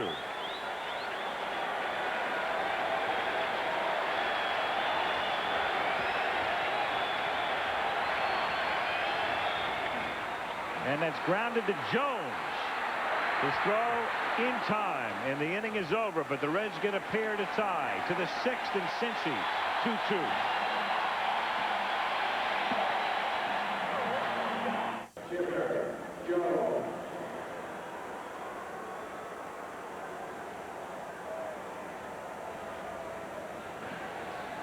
Dave Burba comes on in relief here in the 6th inning as the Reds tie it with 2 in the 5th. And he'll face the 3, 4, and 5 hitters. Chipper Jones to lead off. And he goes after the first pitch and bounces it to the right side. Boom. Throws him out. 1 down. It's interesting to note that on a double steal situation, if you're the runner on at first base, what you try to do, now normally you would lead off in foul territory. But on a double steal, what you try to do is you try to get in the line, and that obscures the view of the catcher to tell how far off you are from third base. I'm sure that's what Jeff Branson did, and I'm also sure that that's exactly how Cincinnati trains their runners with runners on at third. That's the only time a runner doesn't lead off from third in foul territory. And it works to perfection as Lopez makes the mistake of throwing through, and Branson credited with a steal of home to tie the game. So Smiley done for the night. He worked 5 innings and gave up 2 runs. And Verba, who came over in that trade with the Giants in July, the trade that brought Mark Portugal here, as well as Darren Lewis, and sent Deion Sanders to San Francisco.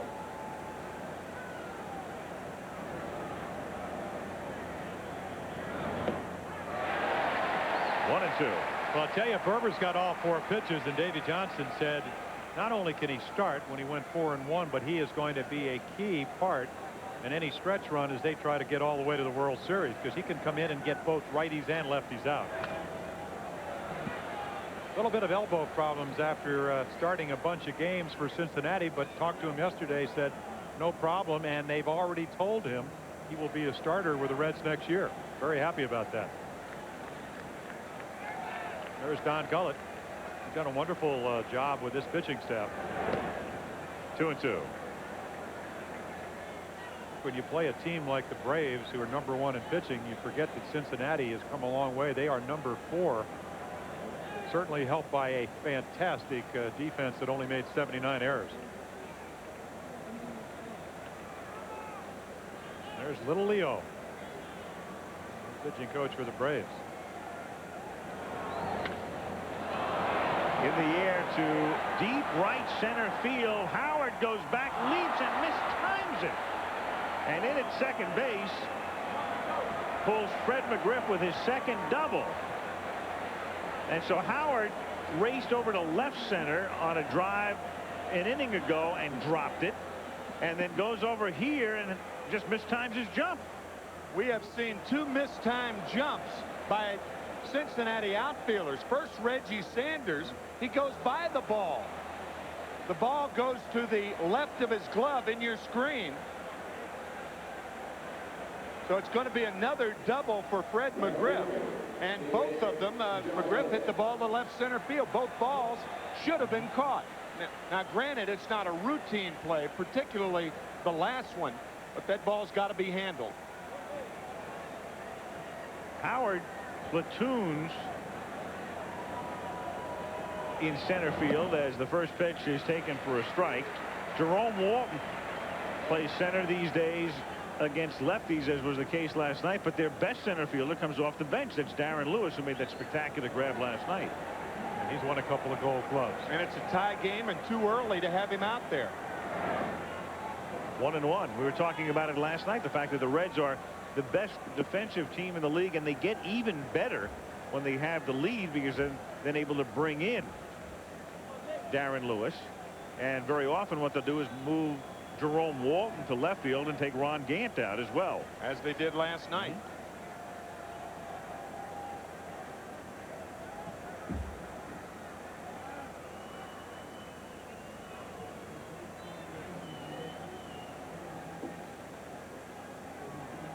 David Justice having a pretty quiet postseason, 4 for 19. We can remind you, at the conclusion of the series, Chevrolet will present the MVP trophy and donate an Astro van to the Special Olympics in the player's name.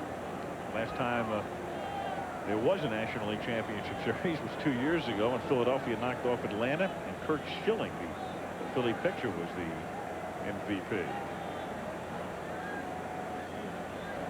Here's the 1-1 pitch.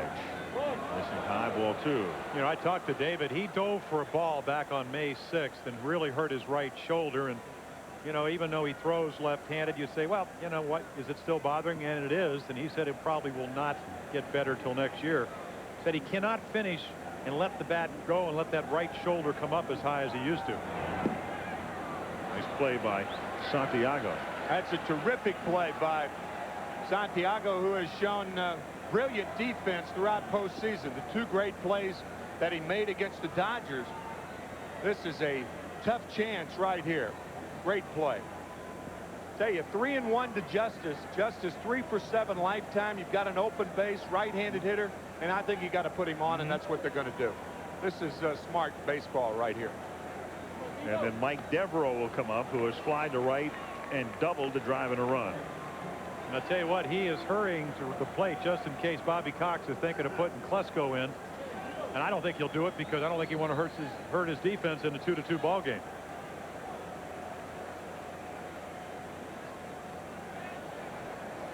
Well, of course, the other way you could go, you could use 2 players for 1 here. You could have Klesko hit in this situation and then put Luis Polonia in left field, or you could pinch hit Luis Polonia. It looks like Clarence Jones is talking to Bobby about that right now. And also Devereaux with a game-winning hit last night. This is a very difficult situation for Bobby Cox, indicative of. Well, I mean, this is what managing's all about. He's checking his scoreboard. Right. Yep. Doesn't really know Devereaux. No. Never asked me before the game. I saw Mike have about probably about 1,500 at bats, and I mean, you can see the numbers this year.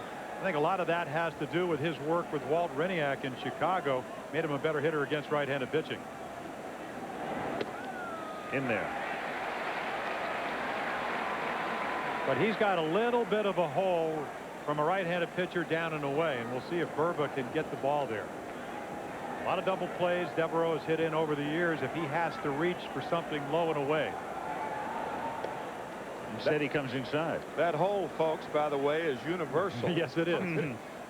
Since Abner Doubleday's time, high and tight, low and away. You put it there all the time, you'll get your share of outs.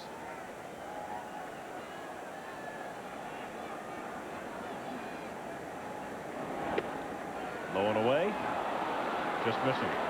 Freddie McGriff at second. David Justice at first. 1 out. 6th inning. 2-2.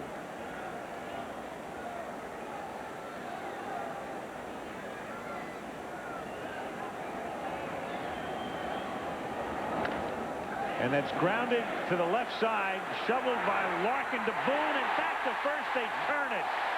Great pivot by Boone at second base.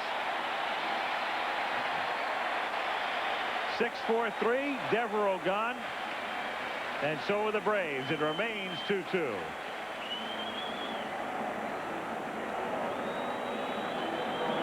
Baseman can protect himself with the runner bearing down. Brett Boone with his back to Justice. The best way is to drop down and make the runner get down prematurely, and that's what Brett Boone does. Good play. Bottom of the 6th, Ronnie Gant at the plate. The first pitch is strike. The count 0-1. Gant, Sanders, and Morris. 1-1. Gant fly to right, grounded out. Well, this is the situation that Hal McRae, the batting instructor for the Reds, said this is where we'd like to have Smoltz get behind or make a mistake to a power guy. And if you look at the numbers, Gant 2 for 11 lifetime, but with 1 home runs in a 2-2 ball game, 6th inning. Those are the type of guys you worry about. One swing can change this score in a hurry. 2-2.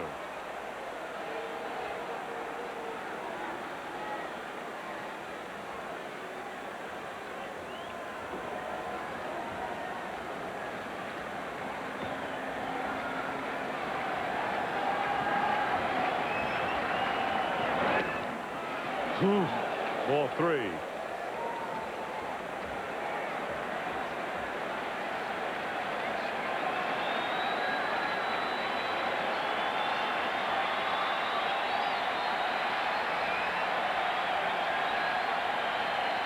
Three balls, 2 strikes.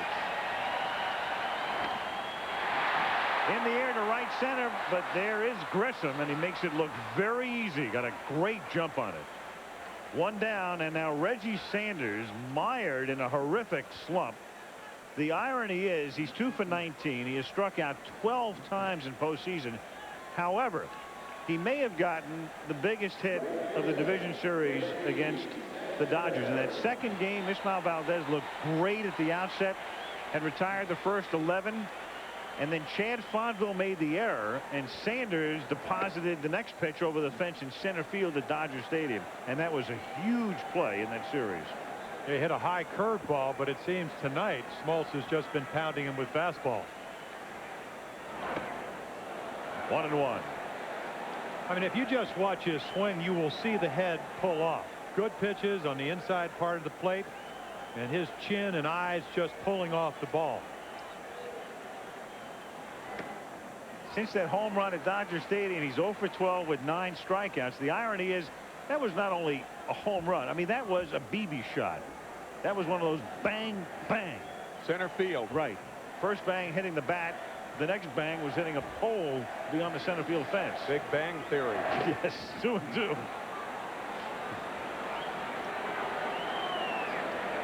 You know, Hal McRae talking at the cage, he said there are a lot of big sluggers that have had bad series. I mean, Dave Winfield, like 1 for 21. Willie Stargell, even though he's in the Hall of Fame, did a horrendous 1971 World Series. Sanders so far is not catching up with that Smoltz fastball.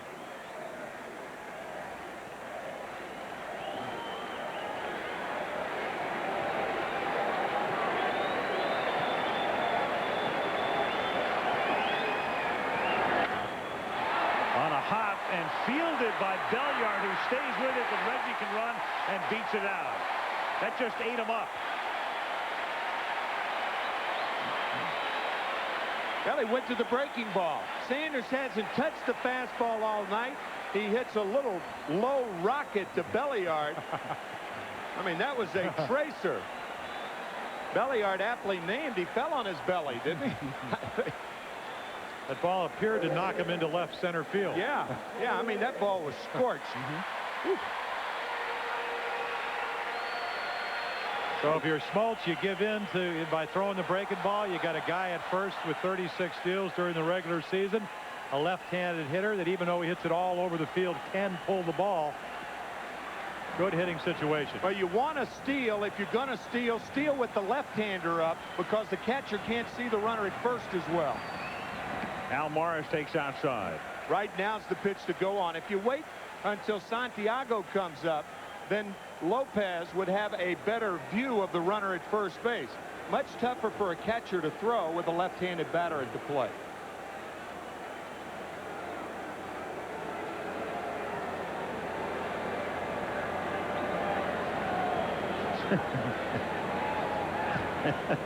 Bobby explaining to us that he wears bifocals, but he can't see the scorecard if he has his glasses on. I mean, that's a real fashion statement, isn't it? 1-0 the count.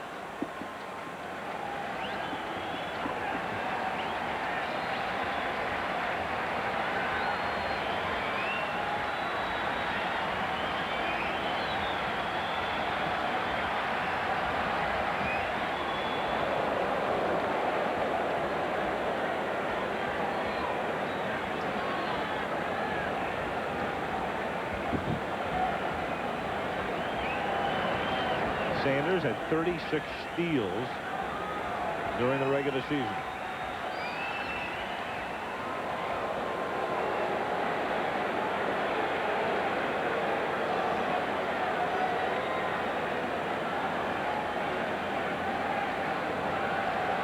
Totals identical. Each team 2 runs, 6 hits, and 1 error.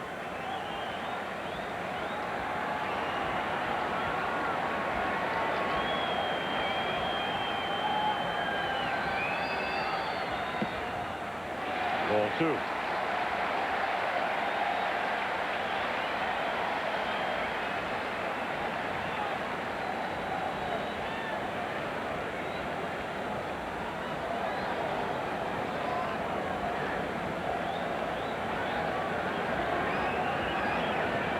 What you think, T-Mac?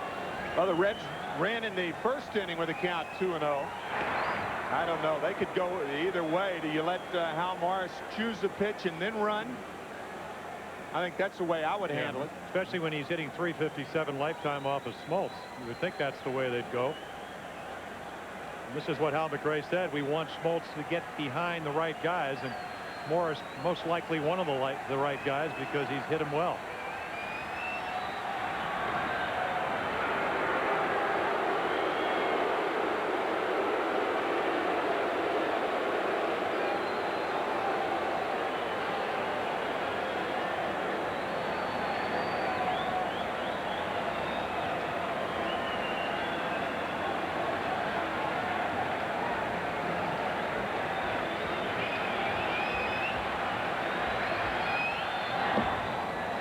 behind 3-0. You know, sometimes speed is the fuse that ignites the power. We saw it last Friday night when Hideo Nomo was so concerned with Barry Larkin that he threw a fat fastball to Ron Gant, 2-run homer. And now a case could be made that Smoltz is too concerned about Sanders. Strike, 3-1. Something's going to happen right here. You get that feeling. Among other things, they'll get busy in the bullpen. I wasn't really thinking about that. But Yeah. Fell into one. There's something going on right here. Brad Clontz is going down to the pen.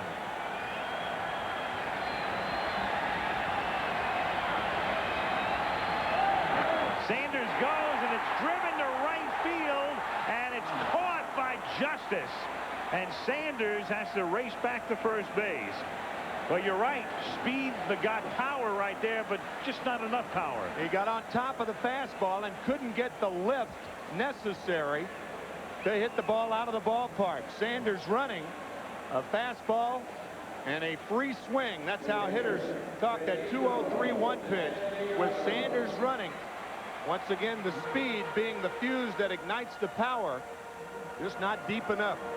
Yeah, Smoltz got real lucky. I mean, that's all you could do as a hitter, hit it as hard as you can. Can't always control the altitude. Santiago with 2 out. Popped out single. I still think you got to run here. Why not take a shot? I do too. Absolutely. And I'm sure that Davey Johnson's thinking the same thing. If you get a good jump, go. That's fouled back, and the count 0-2. Brad Clontz and Pedro Borbon throwing in the Atlanta pen.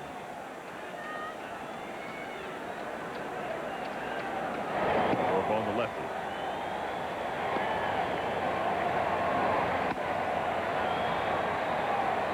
No balls, 2 strikes. Braves got a run in the first inning tonight. Chipper Jones drove in Marquise Grissom. They made it 2-0 in the 4th on doubles by McGriff and Devereaux. But the Reds, in the 5th inning that began with 2 bunt singles, scored twice to tie it. Runner goes, they pitch out, throw from Lopez, right there. So the Reds are done in the 6th.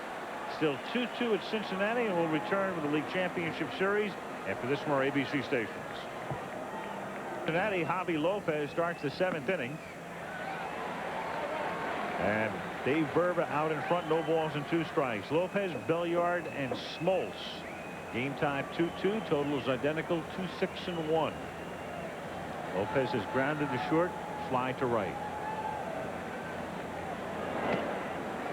We were musing before, wondering with this regional concept for the LCS if Ted Turner had the game available to him. Well, as it turns out, Ted is not in a market that's receiving this game over the air.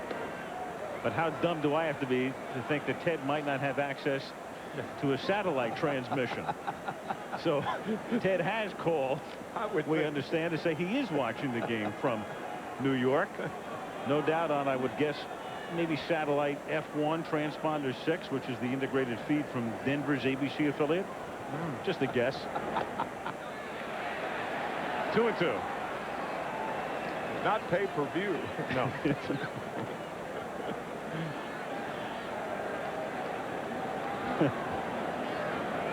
And Marge Schott signing autographs. I mean, you would think that somebody that has access to Jane Fonda would be able to get this game. Don't you think?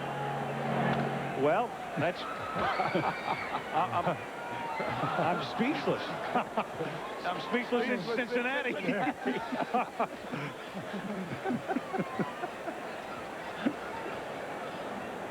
I mean, they are married. True. Yeah.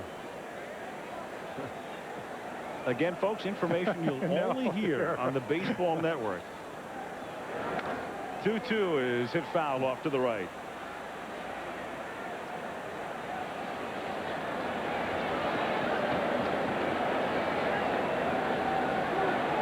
We're dealing with 2 dishes here.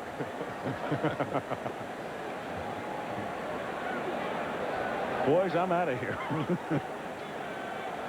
Understand the Indians have tacked on another run, and that would make it 4-0. Foul back, still 2-2.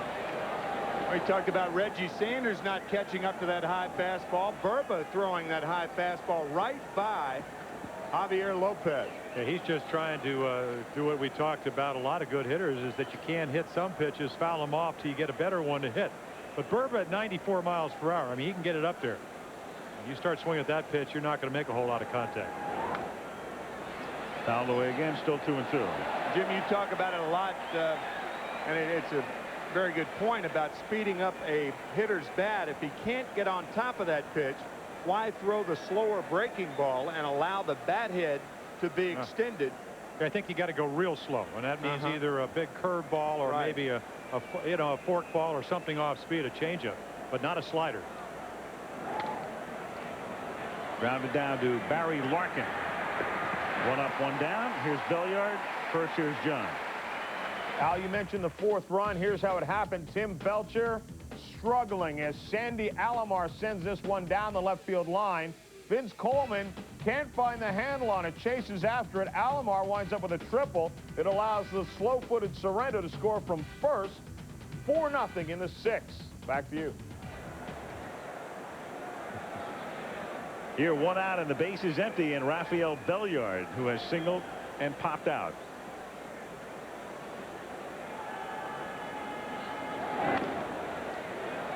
Instant replay. Larkin, 2 down. John Smoltz coming up. This league championship series game is being brought to you by the men and women of General Motors. MGM's new comedy, Get Shorty. And Bud Light, if you want great taste that won't fill you up and never lets you down, make it a Bud Light. Possum hunting moon over Cincinnati tonight. John Smoltz lines one into right center field, a base hit and maybe more, and cut off very nicely by Sanders to hold him to a single. Nice play by Reggie. And John Smoltz, if he weren't a pitcher, would have either been thrown out stretching a single into a double or trying to, or been on second base. 2 outs, nobody on. John Smoltz with the opportunity for his first extra base hit of the year. But watch this play by Sanders. Catches the ball behind him, stops quickly, looks at Smoltz, and then the throw stops Smoltz. Great play by Sanders. Yeah, it really wasn't, I guess, the throw as much as the fact how quickly he got to it, because the throw went way over second base. But Smoltz saw that he got to it and put on the brakes. Grissom strike. John makes it to second base easily if he goes in, even on a good throw, because after Sanders came up with it, he still took 3 more steps to get ready to throw the ball back into the infield. Smoltz at first, 2 down. 0-1 on Grissom. So he's not going to stretch a single into a double, but he's going to try to steal second. Taking off there.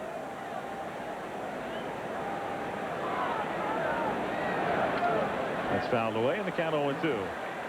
What was he thinking there? Well, Morris was a couple of steps behind him, and as all former world-class athletes would think about, you're going to give you the stolen base, take it. Should have been there anyway. Why not? It's even though it's one of those recurring nightmares, if you ever try to steal a base, you better make it. How many steals did you have in your career, James? I don't know. That's Steve Hurt knows that. Did you try to? No.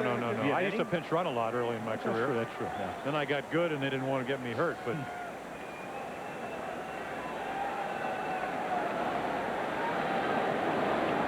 there he goes, and the 0-2 pitch is outside, and he does steal second base. That's what he was thinking about. I just don't understand why you would play Morris behind him when you have a pitcher that can run. I mean, Grissom is not a guy that's like a left-handed pull hitter. Bad pitch to handle for Santiago, but you know, with John Smoltz, I guess the Reds are thinking, well, that fake break, there's no way he's going to try to run here. But he showed that he wasn't kidding. Absolutely. The Reds have to be thinking, here's a guy who's just pitched 6 innings, was probably up near 80 to 90 pitches. Right. Has just sprinted to first base and taken a wide turn, and he's not going to be running to try to wind himself even further. Yeah. But he did. Now Davey Johnson saying, please get Grissom out. In the 1991 National League Championship Series, Smoltz had a stolen base against Pittsburgh in Game 3. Well, you can't say it's poor scouting on Cincinnati's part. Right. 2-2 is in the dirt. Smoltz will go to third. And Burba was slow in coming down off the mound. Smoltz took the turn at third. And for half a second thought about coming home. This ball hitting in front of the plate. It looked like a breaking ball. It was a slider. Off the mask of Santiago. Right off the mask. And that gave it the elevation needed. Smoltz at third base. And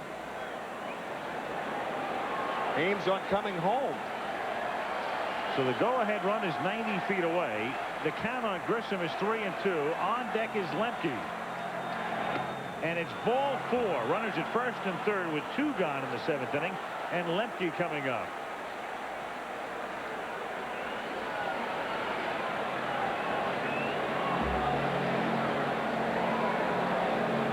And now I think, Timmy, what they're thinking about is, are we going to have another steal situation? And what are you going to do if Grissom, who can run the bases, goes? I was thinking the same thing. This is a situation where the catcher doesn't have to look the runner back at third because he's a pitcher. And a pitcher's not an experienced base runner, even though Smoltz did steal second. So right now, if Grissom goes, you act as though nobody is on third. Up high, ball 1. Grissom, on the other hand, has to make more sure now about stealing second than he would ordinarily, because if he's thrown out, you strand a runner in scoring position. And John Smoltz.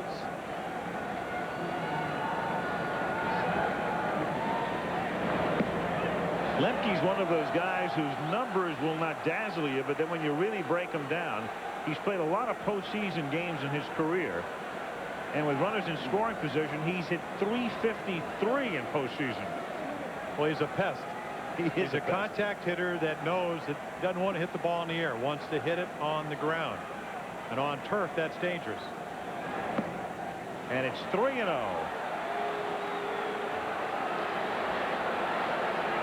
Xavier Hernandez throwing in the Cincinnati bullpen. The X-Man. And don't think that 58-foot slider has not taken that pitch away from Burba. He hasn't thrown another breaking ball since. And that's ball 4 to load them up for Chipper Jones. So the inning starts innocently enough. 2 grounders to short. But then Smoltz with a line single to right and a steal into third on the wild pitch. And 2 walks, and they're loaded up for the rookie. And when a pitcher walks a batter on 4 pitches, then when he does come into the strike zone, it's going to be tentatively. And this is a very dangerous Cincinnati situation right here. Chipper Jones with 2 home runs in his first postseason game. Bobby Cox is really more concerned than that shot showed. He is. Go ahead runs batted in this season. Barry Bonds had 38. And there was Chipper Jones, 4th on the list, and that's including both leagues. You know what I'm talking about, Jim? Now he's thrown 4 straight balls to a number 2 hitter, and now he's got a power hitter. He's got to throw the fastball. I mean, now it's even more imperative that he throw fastball strike. And Jones, 23 dingers, home runs on the year, 20 from this side. And he hits a ground ball down to Morris. Well, they gave everybody a thrill, but the Reds get out of the inning. Braves leave them loaded. 2-2.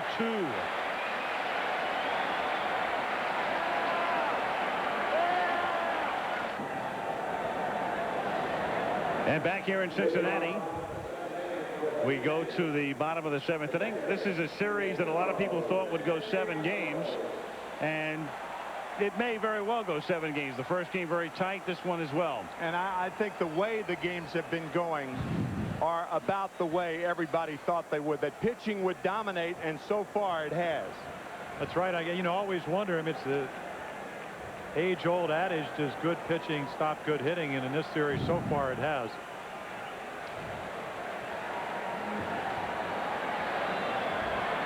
Here is Santiago.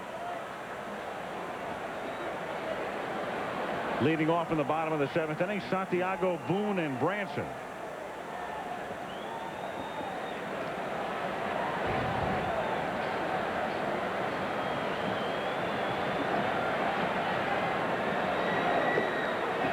Half swing, and the count, no balls and 2 strikes.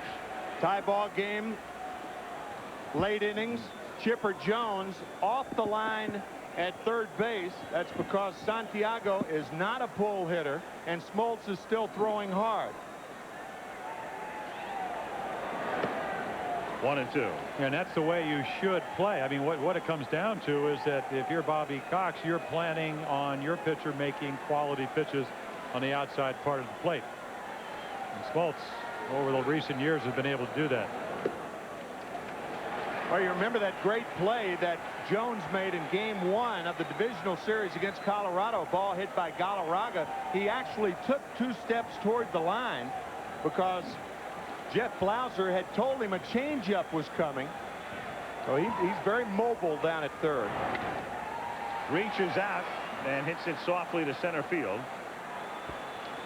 And there's one gone. Brett Boone will come up. 1 out and the base is empty. There's the lineup tomorrow night on ABC. Charlie Grace, followed by Murder One, a special encore presentation on its new night, and then an all-new episode. Tomorrow, Mike Jackson throwing in the bullpen, last night's losing pitcher. Burba done for the night. Well, not necessarily, though, because Burba is due up 4th in the inning, and there's 1 out and the base is empty. And that's lined into right center field, and a base hit cut off by Grissom, and the go-ahead run is aboard as Boone is at first with 1 out in the 7th inning.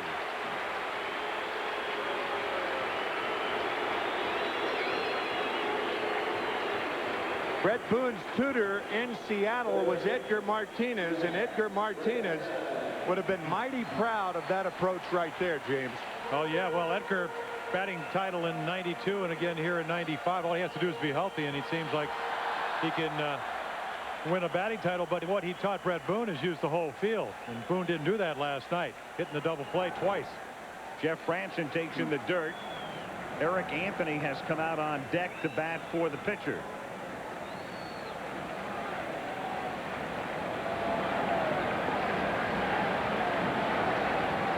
Seven hits tonight for the Reds, all singles. Smoltz has walked 1, struck out just 2 in both instances. Reggie Sanders.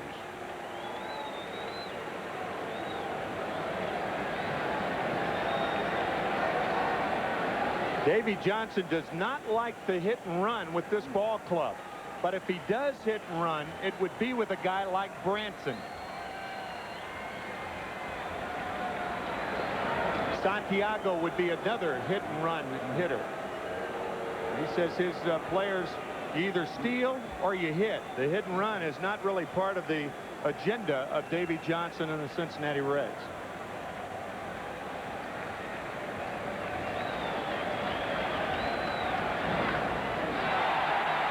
In the air, right center, very playable. Grissom. 2 down. Boone still at first base, and Eric Anthony comes up to hit for Burba.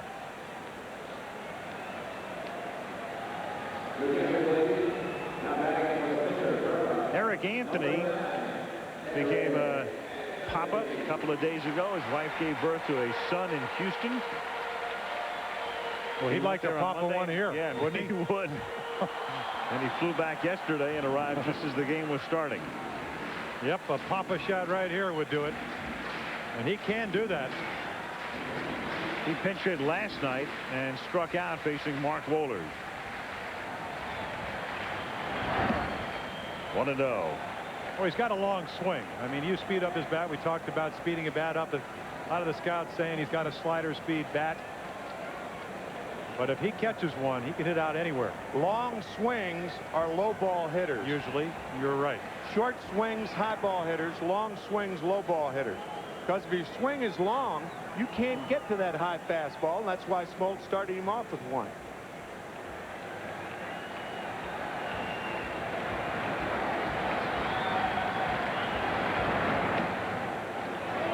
Breaking pitch, 1-1.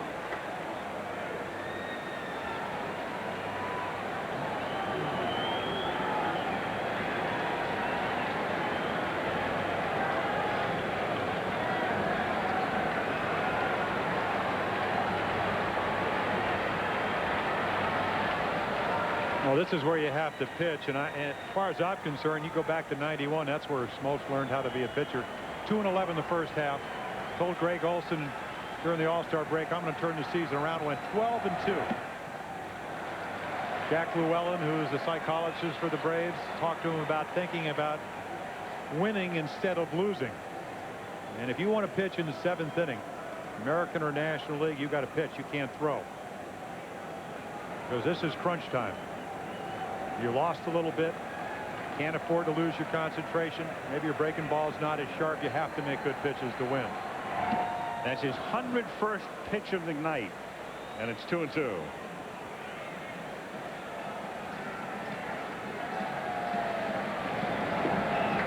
Greg McMichael and Pedro Borbon in the bullpen. McMichael induced the game-ending double play grounder off the bat of Sanders last night. Not a running situation here. There's 2-2. I mean, if Boone is thrown out stealing second, then you lose your pinch hitter unless you put him in the game. Then you have to use another pinch hitter to open the 8th inning.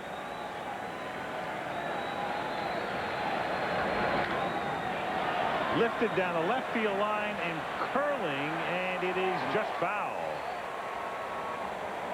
Still 2-2.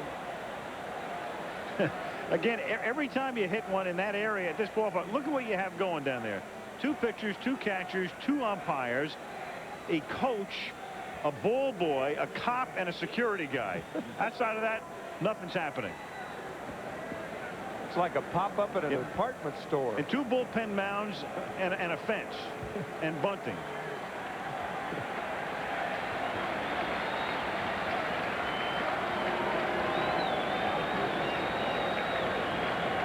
I think that's what Fred McGriff may be telling John. Hey, John, Boone's not going anywhere. If he's thrown out, then you have to use another. Then you lose your pinch hitter. That's why Davey Johnson's going to wait until it counts 3-2 before he sends Brett Boone, if he gets that far.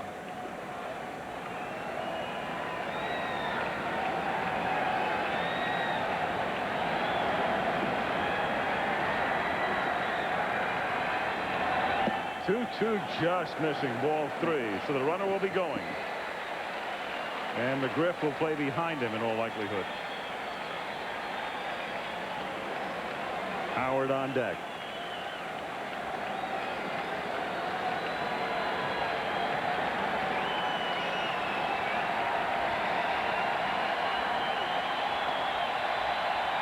McGriff ready to back up. 3-2 pitch outside. Running to first and second.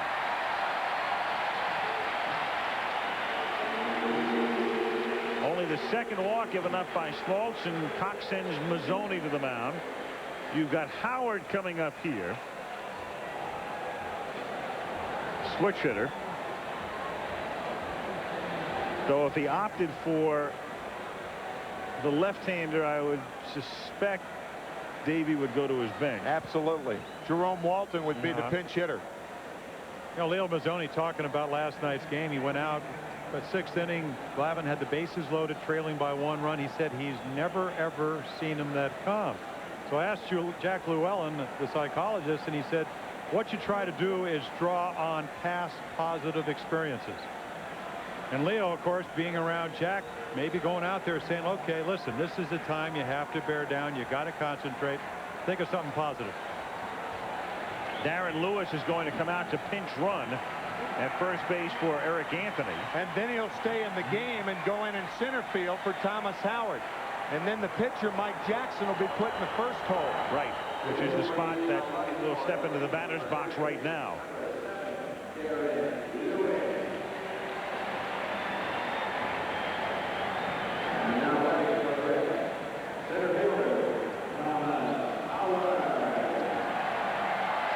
Seventh inning, 2-2. Boone at second and Lewis at first. Howard 1 for 2 plus a walk. He's 3 for 13 in postseason. 1-0. Yeah, he took a high fastball the first pitch of the game and crisply singled into center.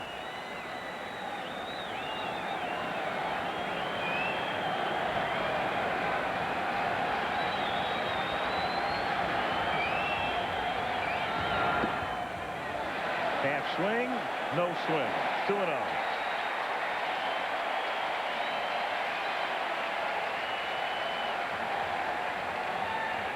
From our blip. Went forward with the body, but not the hands.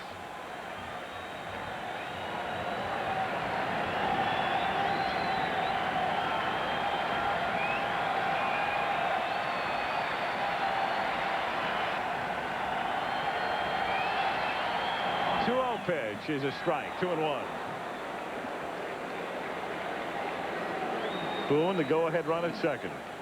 Pinch runner Lewis at first.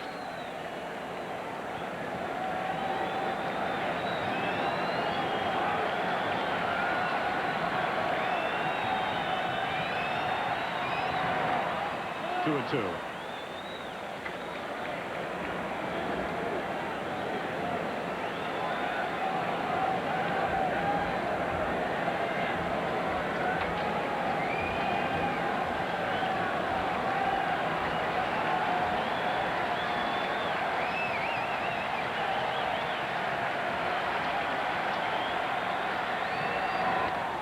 Ground ball right side. Lemke to McGriff, and the Reds strand a pair to the 8th, tied at 2. $4,000 question with you. Scandal action there. Mike Jackson is the new pitcher. He was the loser last night, and he will bat in the #1 spot. And Darren Lewis, who was the pinch runner, stays in the game in the 9 spot in center field. Game tied as we start the 8th inning, and Freddie McGriff, who already has 2 doubles tonight, has the hat trick.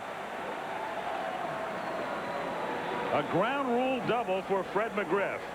Well, Mike Jackson came in to pitch last night, and his biggest mistake was the lead-off walk. Polonia sacrificed, and now you can take a look here. This is even worse than a lead-off walk, a lead-off double. And to the crime dog, you don't throw him a ball inside half and don't get it way in. As a matter of fact, Fred McGriff was the player that was walked last night to lead off the 11th inning. 4 straight balls, and now finally Jackson threw him a strike, and you know why he threw him 4 straight balls last night.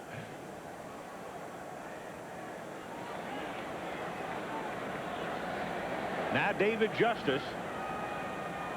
Not even thinking bunt here is Bobby Cox.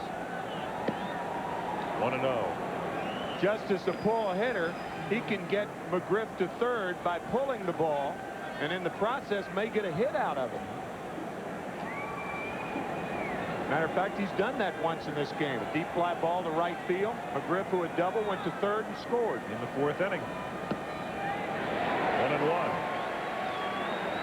Of course, a strikeout here would be lethal for the Braves and a big pickup for the Reds.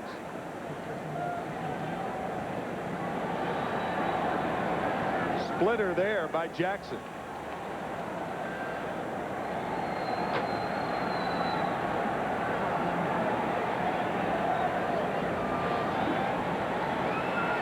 One ball, 1 strike. In the air to center field. Lewis is there, and McGriff not even thinking about going to third. Not on Darren Lewis. 1 out. Well, he got pitched to. The splitter sets up the high fastball. They look alike, and that one just exploded, and instead of the strikeout or possibly the grounder to the shortstop, which wouldn't advance the runner, you get the medium depth fly ball, and same result.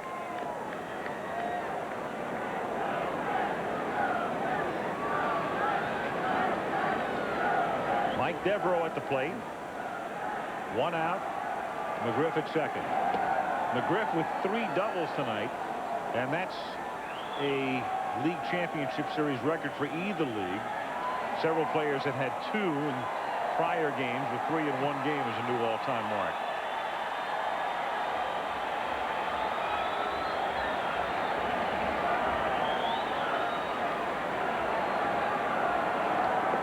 Half swing came around. And we've been talking all night about John Smoltz' slider, and Mike Devereaux knows from hitting off of Jackson when he pitched for Seattle how good a breaking ball he has. Tried to hold up but couldn't.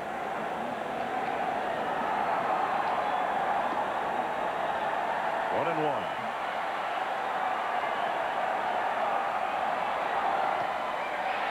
One and two. No way will Devereaux get the same pitch tonight that he got last night. Last night, a fastball on the inside part of the plate.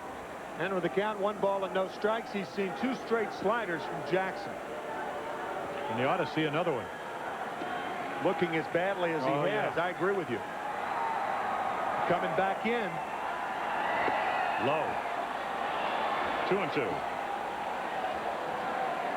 Well, that's a new pitch that Jackson, Mike, has worked with this year, and that's just a 2-seam fastball that tries to run in on a right-handed hitter. Alejandro Pena. 3 and 2. Almost have to throw him another slider here, don't you, Jim? You would think so. In my mind.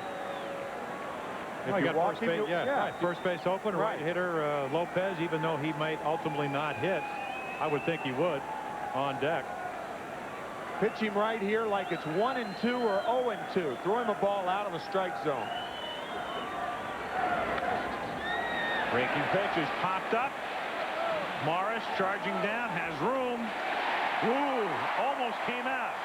2 down.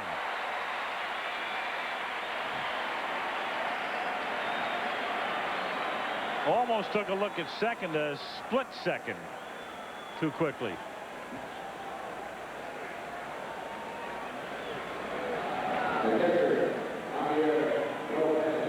Now Lopez, I guess if any glove makes you wonder if you have it or not, Oh, yeah. it's the first baseman's mitt. I mean, a ball can get lost in that. I mean, I wouldn't be pitching to Lopez in this situation. You got Belliard on deck.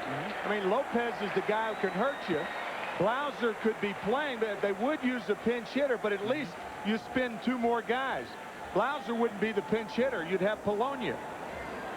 Runners in scoring position, a very good year. 359. We'll take that year after year. 0-2 the count. Yeah, in fact, when we were talking to Bobby Cox before the game, there was some question whether he could get anything out of Blauser tonight.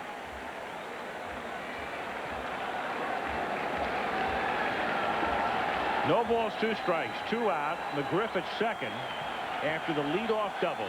2-2, 8th inning.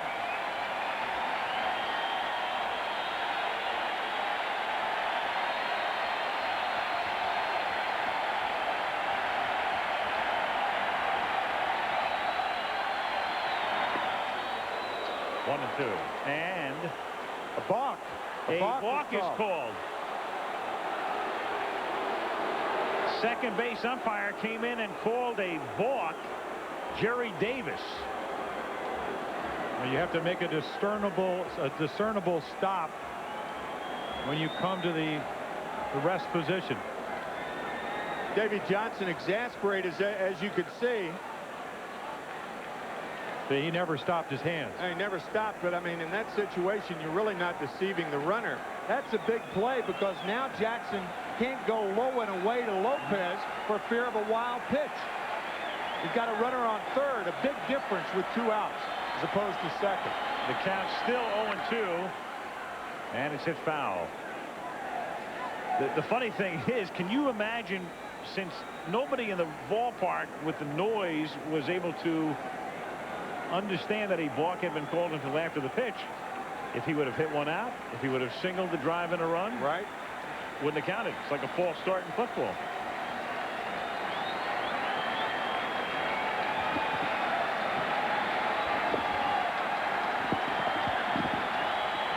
No balls, 2 strikes.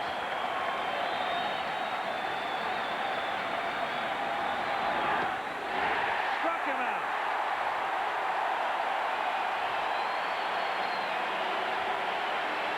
Strand the man at third. 2-2 at the end of 7.5.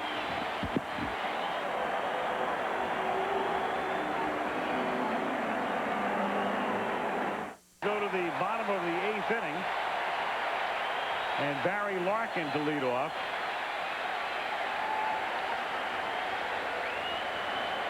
Alejandro Pena comes out of the Atlanta bullpen.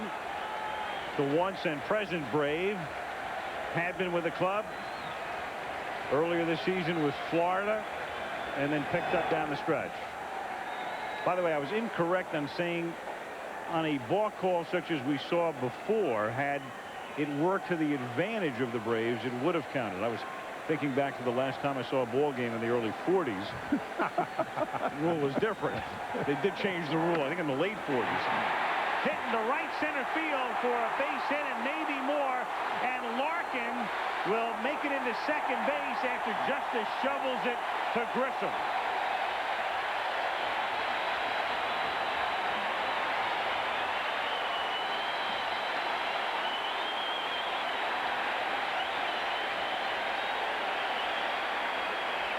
A play of necessity by David Justice. He probably couldn't stop on that sore right leg. That's why he shuffled it off to Marquise Grissom. But Larkin with a double. But keep in mind, the Reds led off 3 innings last night with a double and didn't score in any of them. Yeah, I think the big difference here, though, Tim, is that Glavine holds runners on real well, and Pena very, very slow to the plate. Very deliberate. Now Ronnie Gant, and Larkin's going, and the pitch is a strike, and he's in there. Now, you talk about scouting. The Reds know when you're 1-5, 1-7 to the plate, and you have a guy that stole 51 during the regular season, it's automatic. Great jump, strike, but no throw. Not only that, Jim, but last night in the game, Gant was the batter when Larkin was on at second base. He tried to go the other way, then he tried to bunt him over. This exasperated Davey Johnson to no end, as he told us before the game. So tonight, Larkin taking no chances in stealing on the first pitch. Infield in, nobody out. Good fastball, 0-2. Brad Klotz and Pedro Borbon in the Atlanta bullpen. I think Ron may see that pitch again. Oh, yeah. Well, I mean, if Alejandro has been paying attention, he saw that Smoltz threw the fastball by Gant. He threw it by Sanders. And he's a power pitcher. No balls, 2 strikes.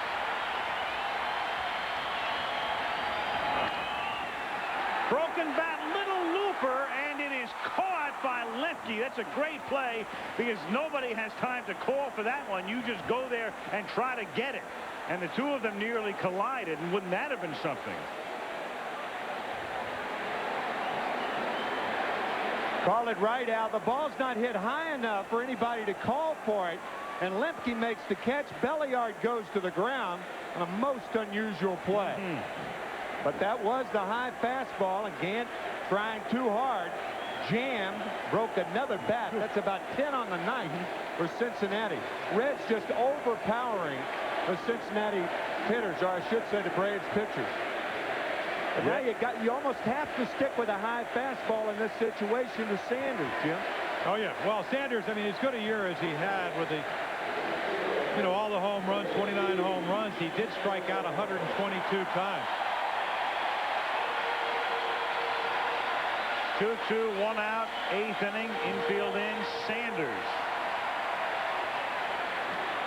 Gant alone with his thoughts. Sanders 2 for 20 in postseason. Swung on and missed. I mean, this is the best of all situations if you're Pena, because you have a guy that's very aggressive. He's not going to make you throw the ball over the plate. Hasn't been able to get to the high fastball, and you got a high fastball pitcher on the mound.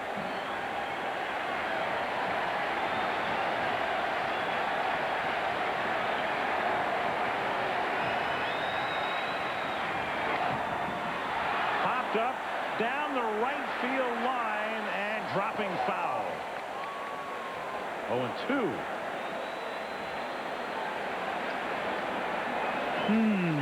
Says Bobby. Sometimes you have to challenge, and sometimes you have to finesse. And if this isn't a challenging situation, I don't know what is. David Wells, the starter in Game 3. Another reminder why this game is so vital to the Reds. Down 1-0, going on the road for 3, and Maddox to face them on Friday.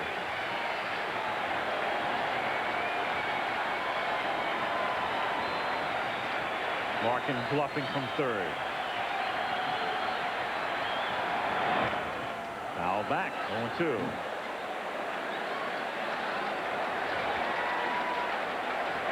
Al Morris next. Last 2 pitches have really been too good for Sanders. I mean, Pena does have some other options, but I don't think he'll use them. He's got a slurve, he's got a splitter.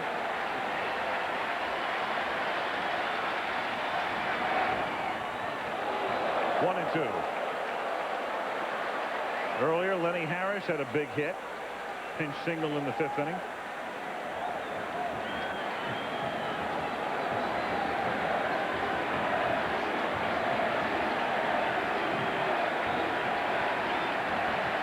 Shannon, Reggie. Called strike 3.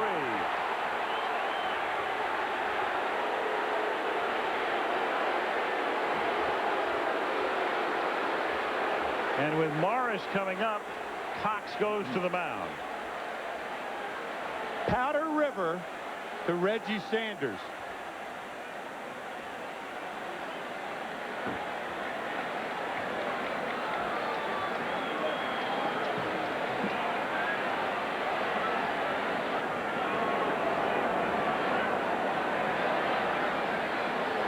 So now you have a situation with a town hall meeting taking place on the mound where you've got the left-hand batter Morris. You have first base open, clearly, and second as well, and Santiago on deck. I think, Al, Bobby had 2 things to cover. I think he probably told him to walk Morris intentionally to get to Santiago, but then with runners on at first and third, remember the Reds pulled off a double steal to score. So there were 2 things to worry about, and that's why Bobby spent more time than he would normally spend. You're not going to go out and tell a guy to intentionally walk a hitter, for instance. And bring the entire infield in right, as well. Exactly. Yeah, I mean, if you look at Davey Johnson's bench, even if he wants to pinch hit, he has one left-handed hitter, and that's Taubensee. I'll tell you what I think he told him, and Davey Johnson may be thinking this right here. With Larkin's speed on at third base, if Morris goes, don't throw through. We made the mistake one time, but you can't take a chance even if you look Larkin back at third base. Let's take a look at it. The last run scored in this game was the 2nd run scored by the Reds in the 5th inning. 2 outs, Lenny Harris on at first base, and the throw through by Javier Lopez without even looking at third allows Branson to score the tying run. That's what Bobby Cox was talking about on the mound. Fool me once, shame on you. Fool me twice, shame on me. You got it. Here's Santiago, 1 for 3 tonight. Larkin at third, Morris at first. 2-2. Fastball in there.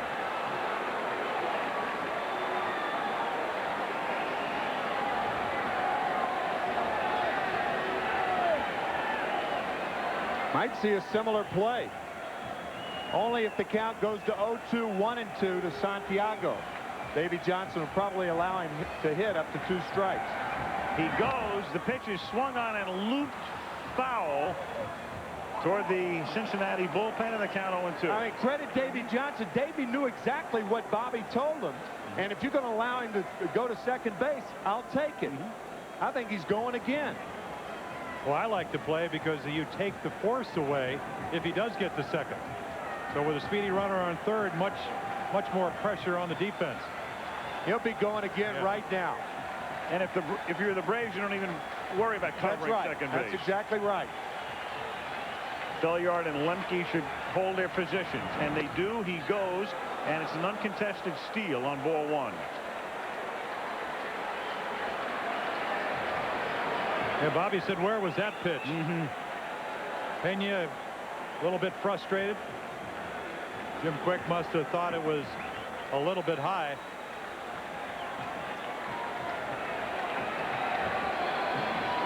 He was ready to march into the dugout.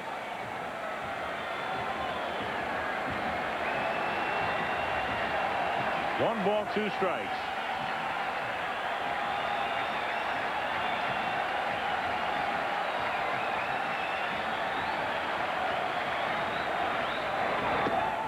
Swung on and missed. Just high heat, blistering heat.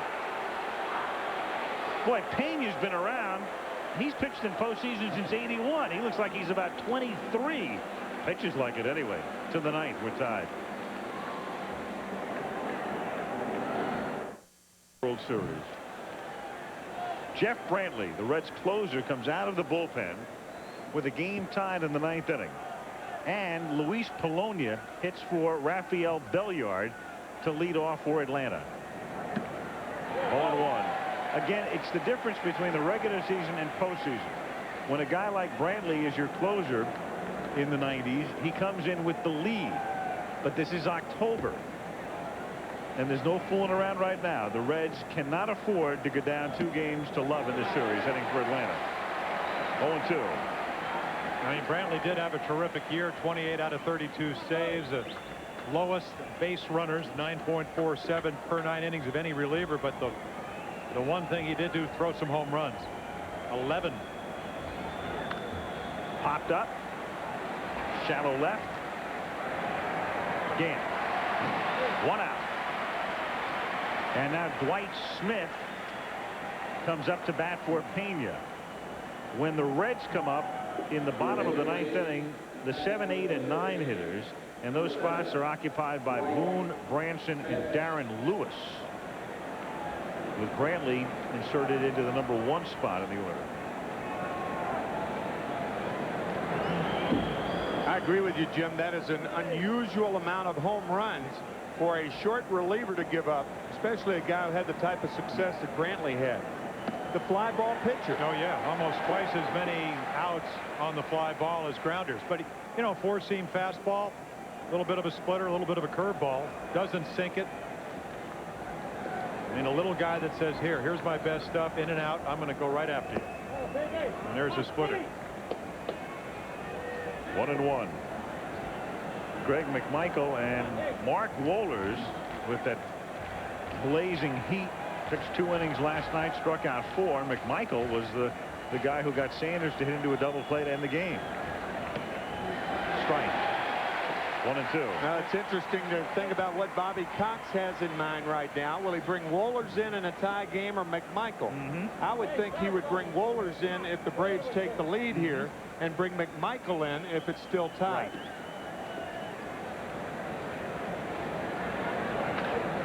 Fouled away.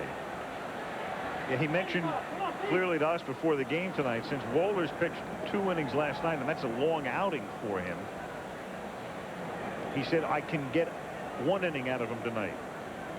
Even though he did only throw 21 pitches last night, Bobby's saying usually an inning for Mark, about 15 pitches. 1 ball, 2 strikes.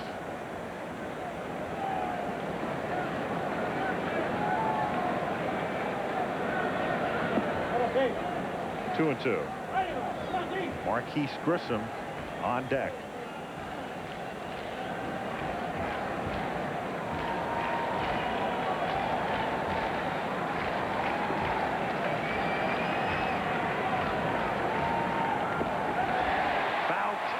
just stays alive.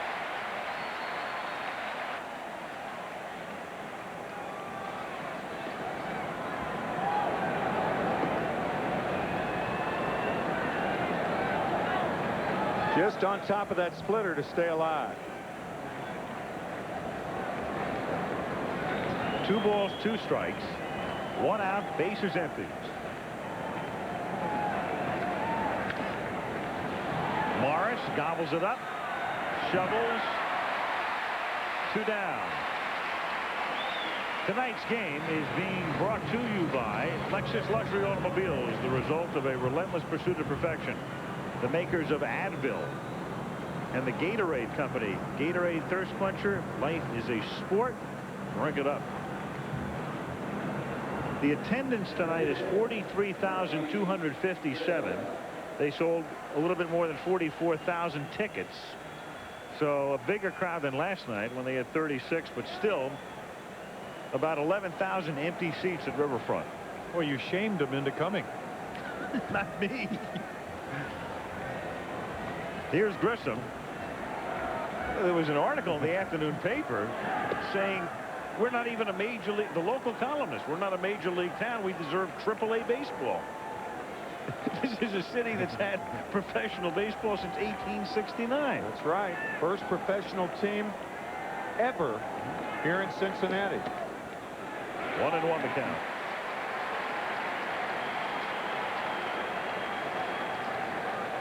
First time in the National League, 1890, but they did have a professional team that was not in a league in 1869.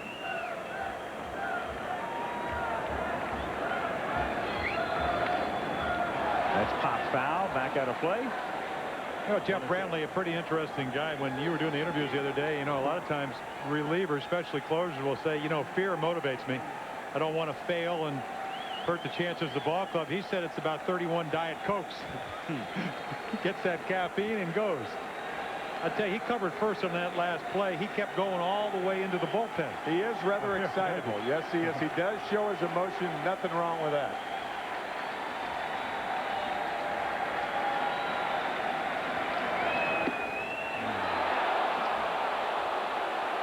43,000 umpires. 2-2.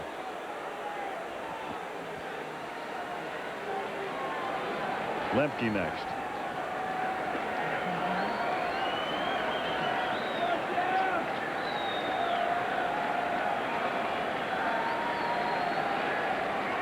Two to Grissom. Grounded down to Larkin. Braves done in the ninth. 8.5 gone. Atlanta 2, Cincinnati 2. And 2-2 changes for the Atlanta Braves. Mike Mordecai comes in to play shortstop. Mordecai has played shortstop in only 6 games this season. Greg McMichael is the new pitcher. So you have McMichael, who saved last night's game for Atlanta. Mordecai has played a total of 10 in the 3rd innings at shortstop in 1995. Which gives you an idea about the health of Jeff Blauser. Tells you all you want to know. Blauser is unfit to play this evening, one would gather, with Mordecai in there now. Brett Boone at the plate. Boone, then Branson, and Lewis. And there is Blauser. Kent Merker throwing in the Atlanta bullpen. They get a lefty up. 2-0. Merker.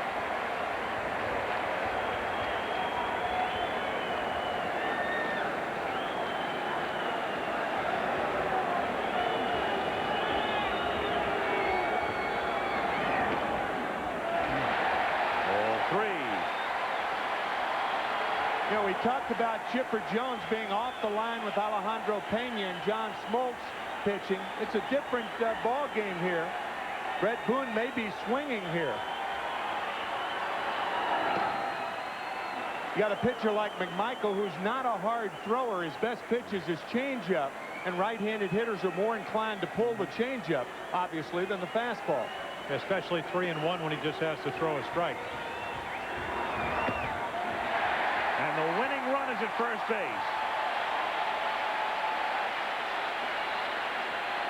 Well, this is how the Braves won last night in the 11th. leadoff walk.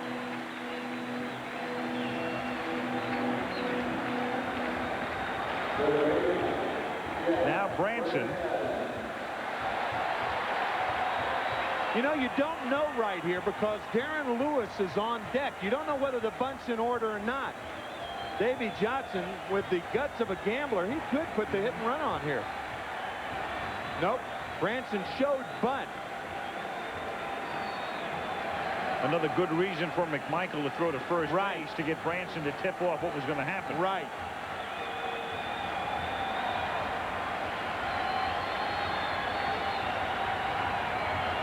Branson squares, drops one down.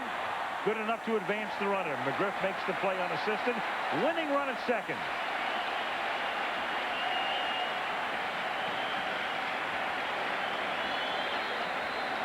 Boone at second, one out. And Darren Lewis on his way to the plate. Well, excellent bunt, bat out in front of the plate. McGriff will just take the easy way. You know, Timmy, and we talked about Grissom and how shallow he plays. This, he said, winning run. He will come in with a guy that cannot hit the ball with any kind of power. And now's the time to do it because Darren Lewis does not hit a ball hard the other way. As a matter of fact, I think Justice is too deep right now. In fact, everybody ought to be in. Yeah. Devereaux with not a good arm in left field. Absolutely. Lewis with not a lot of power, but particularly to the off field. Jones 25 feet off the line at third. And he goes to the right side on the ground. Boone will go to third. The out recorded at first. Lemke to McGriff, and the winning run is 90 feet away. And now the pitcher's spot due up, and Mariano Duncan will come up to bat for Brantley.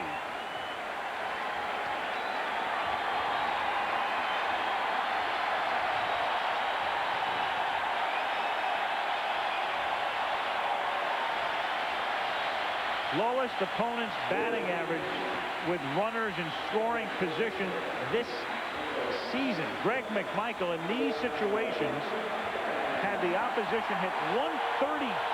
Jeff Brantley was next best. That is off the charts. So is Mariano Duncan's number, 77. That was Red Grange's number, and that's what the Reds need now, a galloping ghost. No thoughts of walking Duncan right here with Larkin on deck. 2 out, winning run at third. Fastball away, 1-0 the count. Well, what about the irony if Duncan gets the game-winning hit here? The only reason he's with the Reds is because they picked him up on waivers to keep him from going to Atlanta. Yeah. Yep.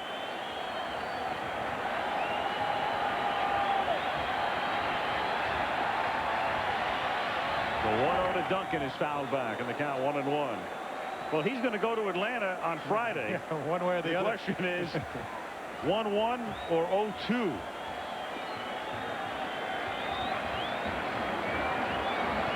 The Braves with single runs in the first and fourth.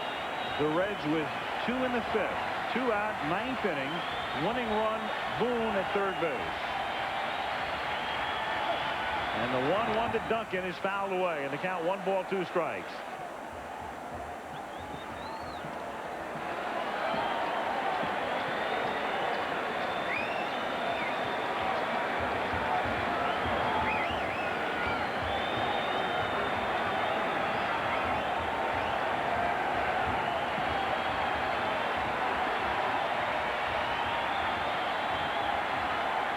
Winning run at third, Boone, and the 1-2 pitch to Duncan is in the dirt, and Lopez saves the game by blocking it in the dirt. For the time being, you're right. A very difficult play for Lopez. That ball looked like it bounced in front of the plate. A change up to Duncan. Oh, it hit his foot. Yeah, that ball was going right through his leg. Oh, hit his right heel. 23 years ago, the Reds won the pennant on a wild pitch in this ballpark, thrown by Bob Moose. To score at that time, George Foster from third. 2-2. 2 out in the ninth. And it's grounded to the right side. Lemke backs up, throws him out, and for the second night in a row, We go to extra innings. Through 9 in game 2. It's the Braves 2 and the Reds 2.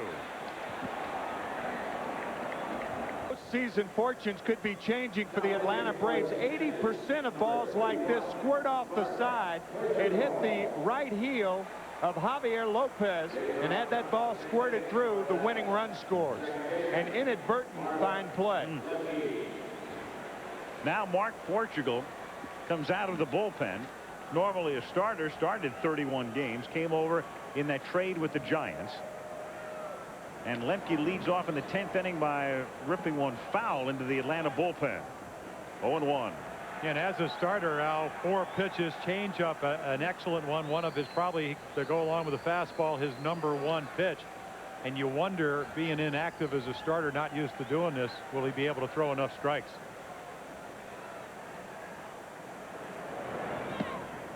Oh, 2. Yeah, there it is. Yeah, he's got a good one. And what is a good changeup? Good arm action. Same arm speed as you throw the fastball with. Chipper Jones on deck. 10th inning, the game tied 2-2. Lined into right field, and that's a base hit. Sanders plays it on the hop. Lemke gets his first hit of the series. He was 0 for 5 last night, and now is 1 for 4 tonight, and Chipper Jones comes up. Davey Johnson has got to be gnashing his teeth. An 0-2 pitch right down the pipe to Mark Lemke.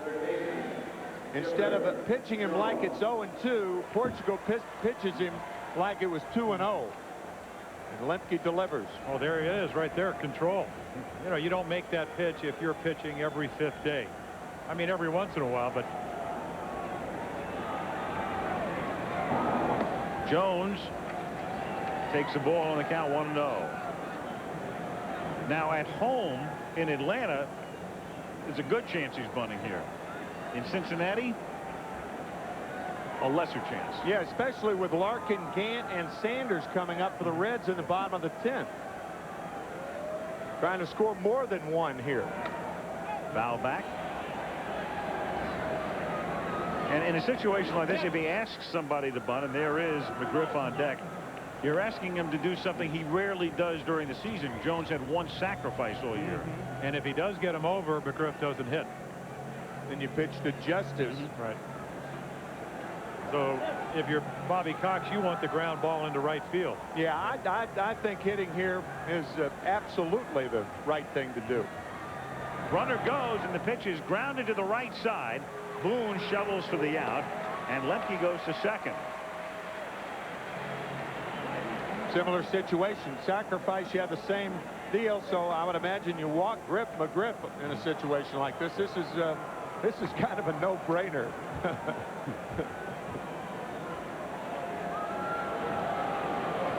Well, what you'll see, they put the runner in motion, and you can see Brett Boone holding his position as long as he can, and then a little flip throw for the out. And they're going to walk McGriff here, so the bat will be taken out of Fred's hands with Dave Justice coming up. And McGriff tonight with 3 doubles, which is about what Davey Johnson's going to need if he loses this game.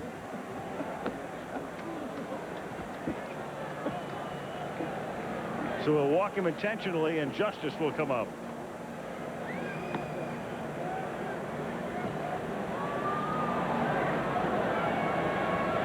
Postseason baseball. I gotta love it. You gotta love it. Even if it's regional, you gotta love it. Now, David Justice would certainly love to get a hit in his hometown. He's from Cincinnati. What better going away present than to deliver a game-winning hit against a team for whom he was a fan growing up. Lemke at second, and McGriff at first. 2 runs, 9 hits, and 1 error for the Braves. 2 runs, 8 hits, and 1 error for the Reds. Fouled off to the right, 0-1. And I think as we speak, they get some guys up in the Red bullpen, because with Devereaux on deck, he may not hit again. McElroy, not the left-hander, 31, doesn't really get lefties out that well. But you will most likely see Klesko. And the X-Man Hernandez throwing. Oh, oh, what a play. Oh, baby. Now, let me tell you, that's a 57-foot changeup, and of all the stops that the catchers have made tonight, this is the best one. Watch him stop it with his left shoulder right there. That is a terrific play by Santiago. A 57-foot changeup. Great play.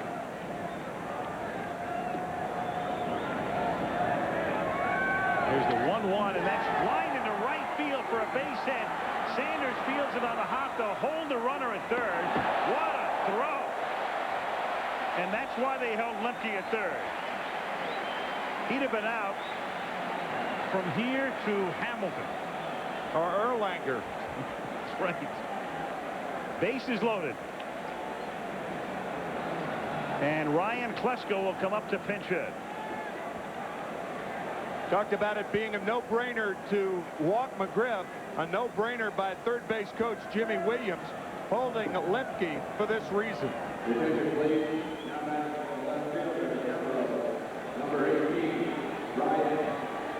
So the bases are loaded, 1 out, and with Devereaux due up, Ryan Klesko comes up. Lemke, McGriff, and Justice.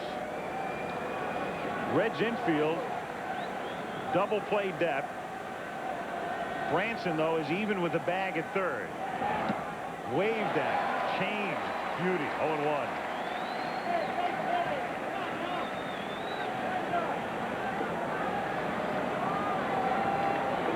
Well, he told you the changeup was his best pitch. And there it was. And there's another one. 0-2.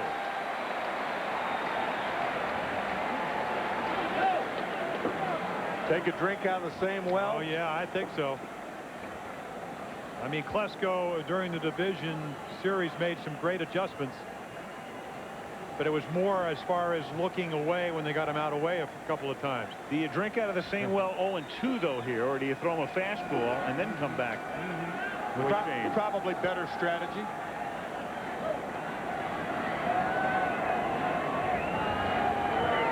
And he throws a breaking pitch in the third, of all things, 0-2. And Santiago can do just so much. He has saved them time and again tonight, but not here. Lemke scores. Well, of all the pitches that he could have thrown, that's the one that he shouldn't have thrown, the breaking ball. Fastball or changeup, I think, Jim, the fastball is easier to control. Breaking ball in the dirt, and Santiago at almost impossible to keep that ball in front of you. Well, the last two breaking balls were about 55 feet. Yep. And this one gets right by him. 3-2 Atlanta. And the count 1 ball and 2 strikes. And it's popped up on the right side with the infield playing in. Boone has to backpedal, and he makes the catch. 2 down with Lopez coming up. I mean, of all things, think about it. It's so simple. Big power hitter comes up. Fastball hitter looks at 2 changes, right, and doesn't come close. So, as you guys were talking about, you go to the same well, you try 3 changes in a row. But if you don't do that, give him the fastball. Exactly, because your fastball's the easiest pitch to control. If you want to throw the ball off the plate 5 or 6 inches, then that's fine. Or if you want to come back with a straight change, but not the curveball there. Lopez hits one deep to left field and down the line, and that one is fair. It hits the foul pole screen.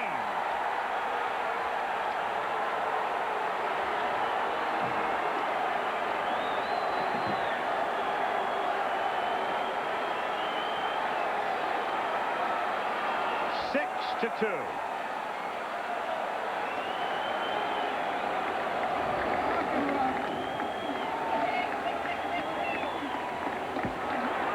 Javi Lopez, who hit 14 during the regular season. And can hit him as far as anybody. You talked about that 361 the second half. And right here, he takes a fastball and just launches it. The only chance the Reds have if it curves foul, and it doesn't. I tell you what, this is going to be a second guesser's delight, because they're going to say, wait, you went with a guy that's a starter that hasn't pitched lately when you had Hernandez and Carrasco. other people in the bullpen. And it backfired. Now Mike Mordecai takes a strike. 0-1.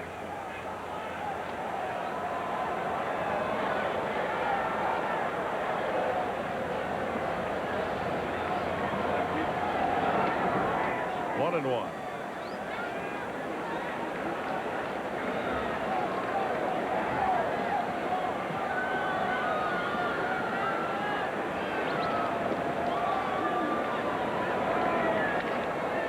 To left field and moving over to make the catch on the run is Ronnie Gant, but the damage was done.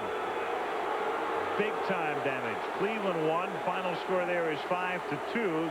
That series even at a game apiece, and this one on the verge of going 2-zip. Back after this from our ABC stations. And here the Reds down by 4 in the bottom of the 10th inning. Barry Larkin leads things off. After Mark Portugal gets lit up, Ryan Klesko stays in the game in left field. And Mark Wohlers to try to close it out. Half swing, appeal, no, 1-1. And a huge home run by Javier Lopez. I mean, you have the fat part of the Red order up, even though Wohlers is pitching. Had Portugal been able to hold the Braves to just the 1 run, and you get the feeling that something could have happened this inning because of the strength of the Reds order, but that was a huge 3-run shot by Lopez.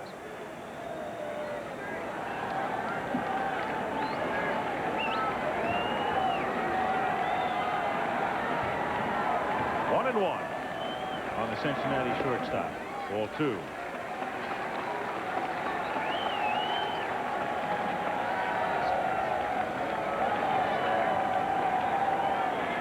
Two and 1.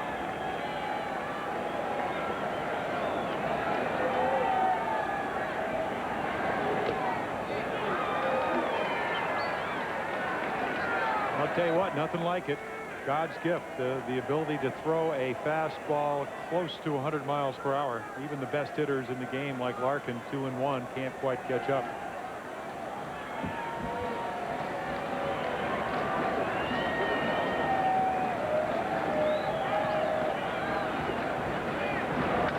And it's lined into right center for a base hit.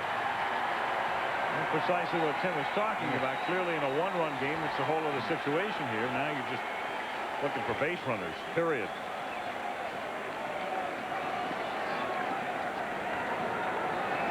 And Ron Gant comes to the plate.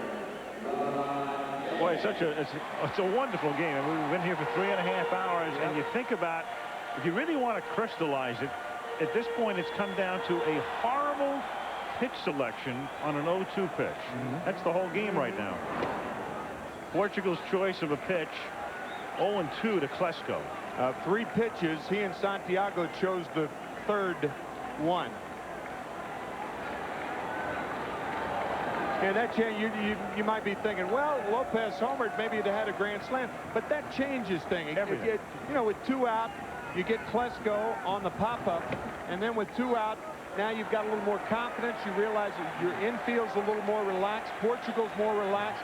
You may throw a first pitch change-up instead of the inside fastball. A lot of things could change as far as pitching to Lopez. Sure. Lopez isn't as comfortable. Right. I mean, after all, at that time, the Reds had the lead, 3-2. In isolation, it's a second guess, but when you consider everything that preceded it. Sure. And how badly Klesko looked on the first 2 pitches. That's a ground ball hit to the left side, and Jones goes the short way for the force, and that's the first out. So Ronnie Gant, in a situation where the count is 2-0 and you're down by 4, and even though you're Ronnie Gant, you would think you would take a strike in that situation. Yeah, only to see another pitch. I mean, you know, I don't know. Things change, but you've got to take a pitch there because you need base runners. That might have been ball 3, as a matter of fact. That ball was letter high. He could have gotten a ball out of it. But that's one of the things that has disappeared as far as the game of baseball is concerned. The sound, fundamental thinking of the game is not as present today as it was 20 years ago. We talked about 20 years ago earlier in the broadcast. Well, that's one thing that's missing. 0-1 on Sanders. You know, the athletes are better today, but that doesn't mean the game's played any better.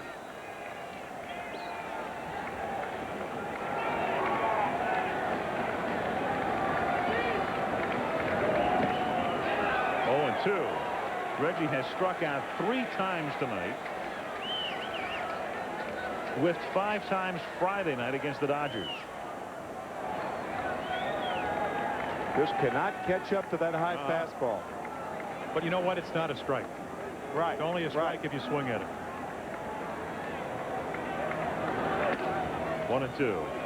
I mean, that's easy for me to say, but I mean, the bottom line is that you have about a half a second to really make up your mind and put the bat on the ball. We've talked about it for the last 2 nights, Jim.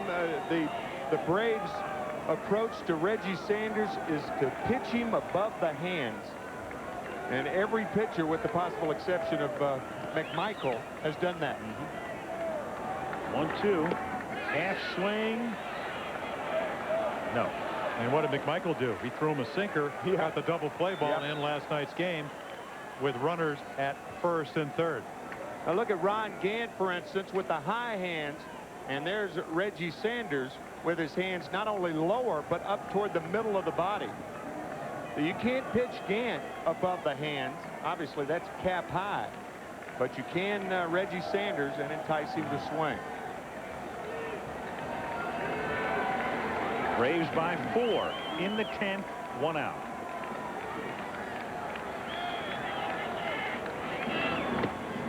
And Reggie Sanders has struck out 14 times in the last 5 games.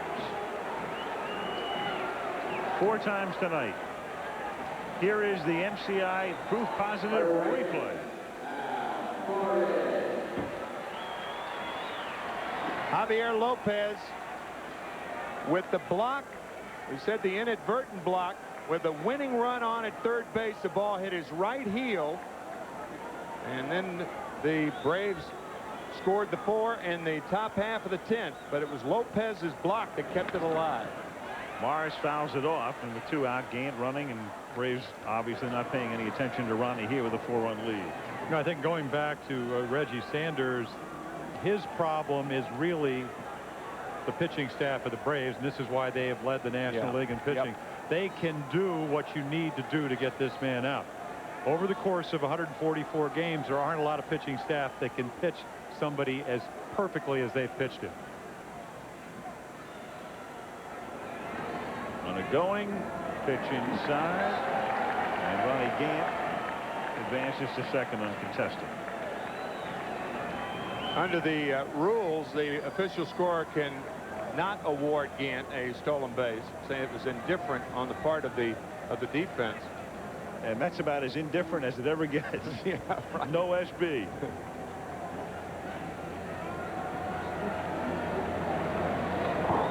Day off tomorrow. Game 3 is Friday night in Atlanta. David Wells and Greg Maddux. And it could be, I mean, Cincinnati could have won both of these games. They stranded so many runners last night. They didn't move runners along. 7 innings, they had the leadoff runner on, and they scored 1 run. 1-2. I mean, not all hope is lost. I mean, Greg Maddux 19-2, but 2 of his worst outings are his last 2 starts for him. Won 1 of them. 1 he gave up 3 runs in. So if you're the Reds, you do have your work cut out for you. 1 ball, 2 strikes.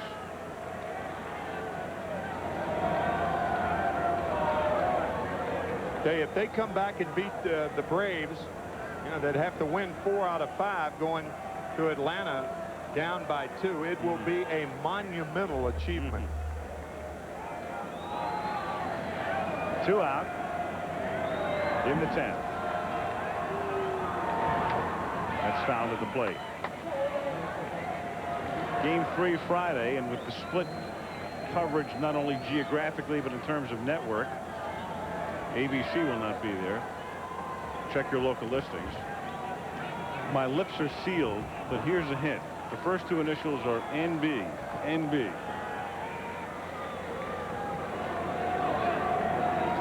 One and 2 the count.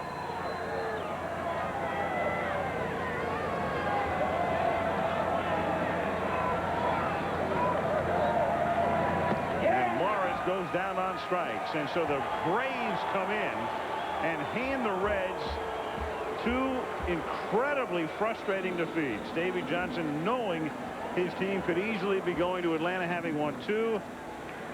Jim Bowden, the general manager, flying down with his club, and Bobby Cox trying to get his team into the World Series, and they are 2 victories away from doing just that.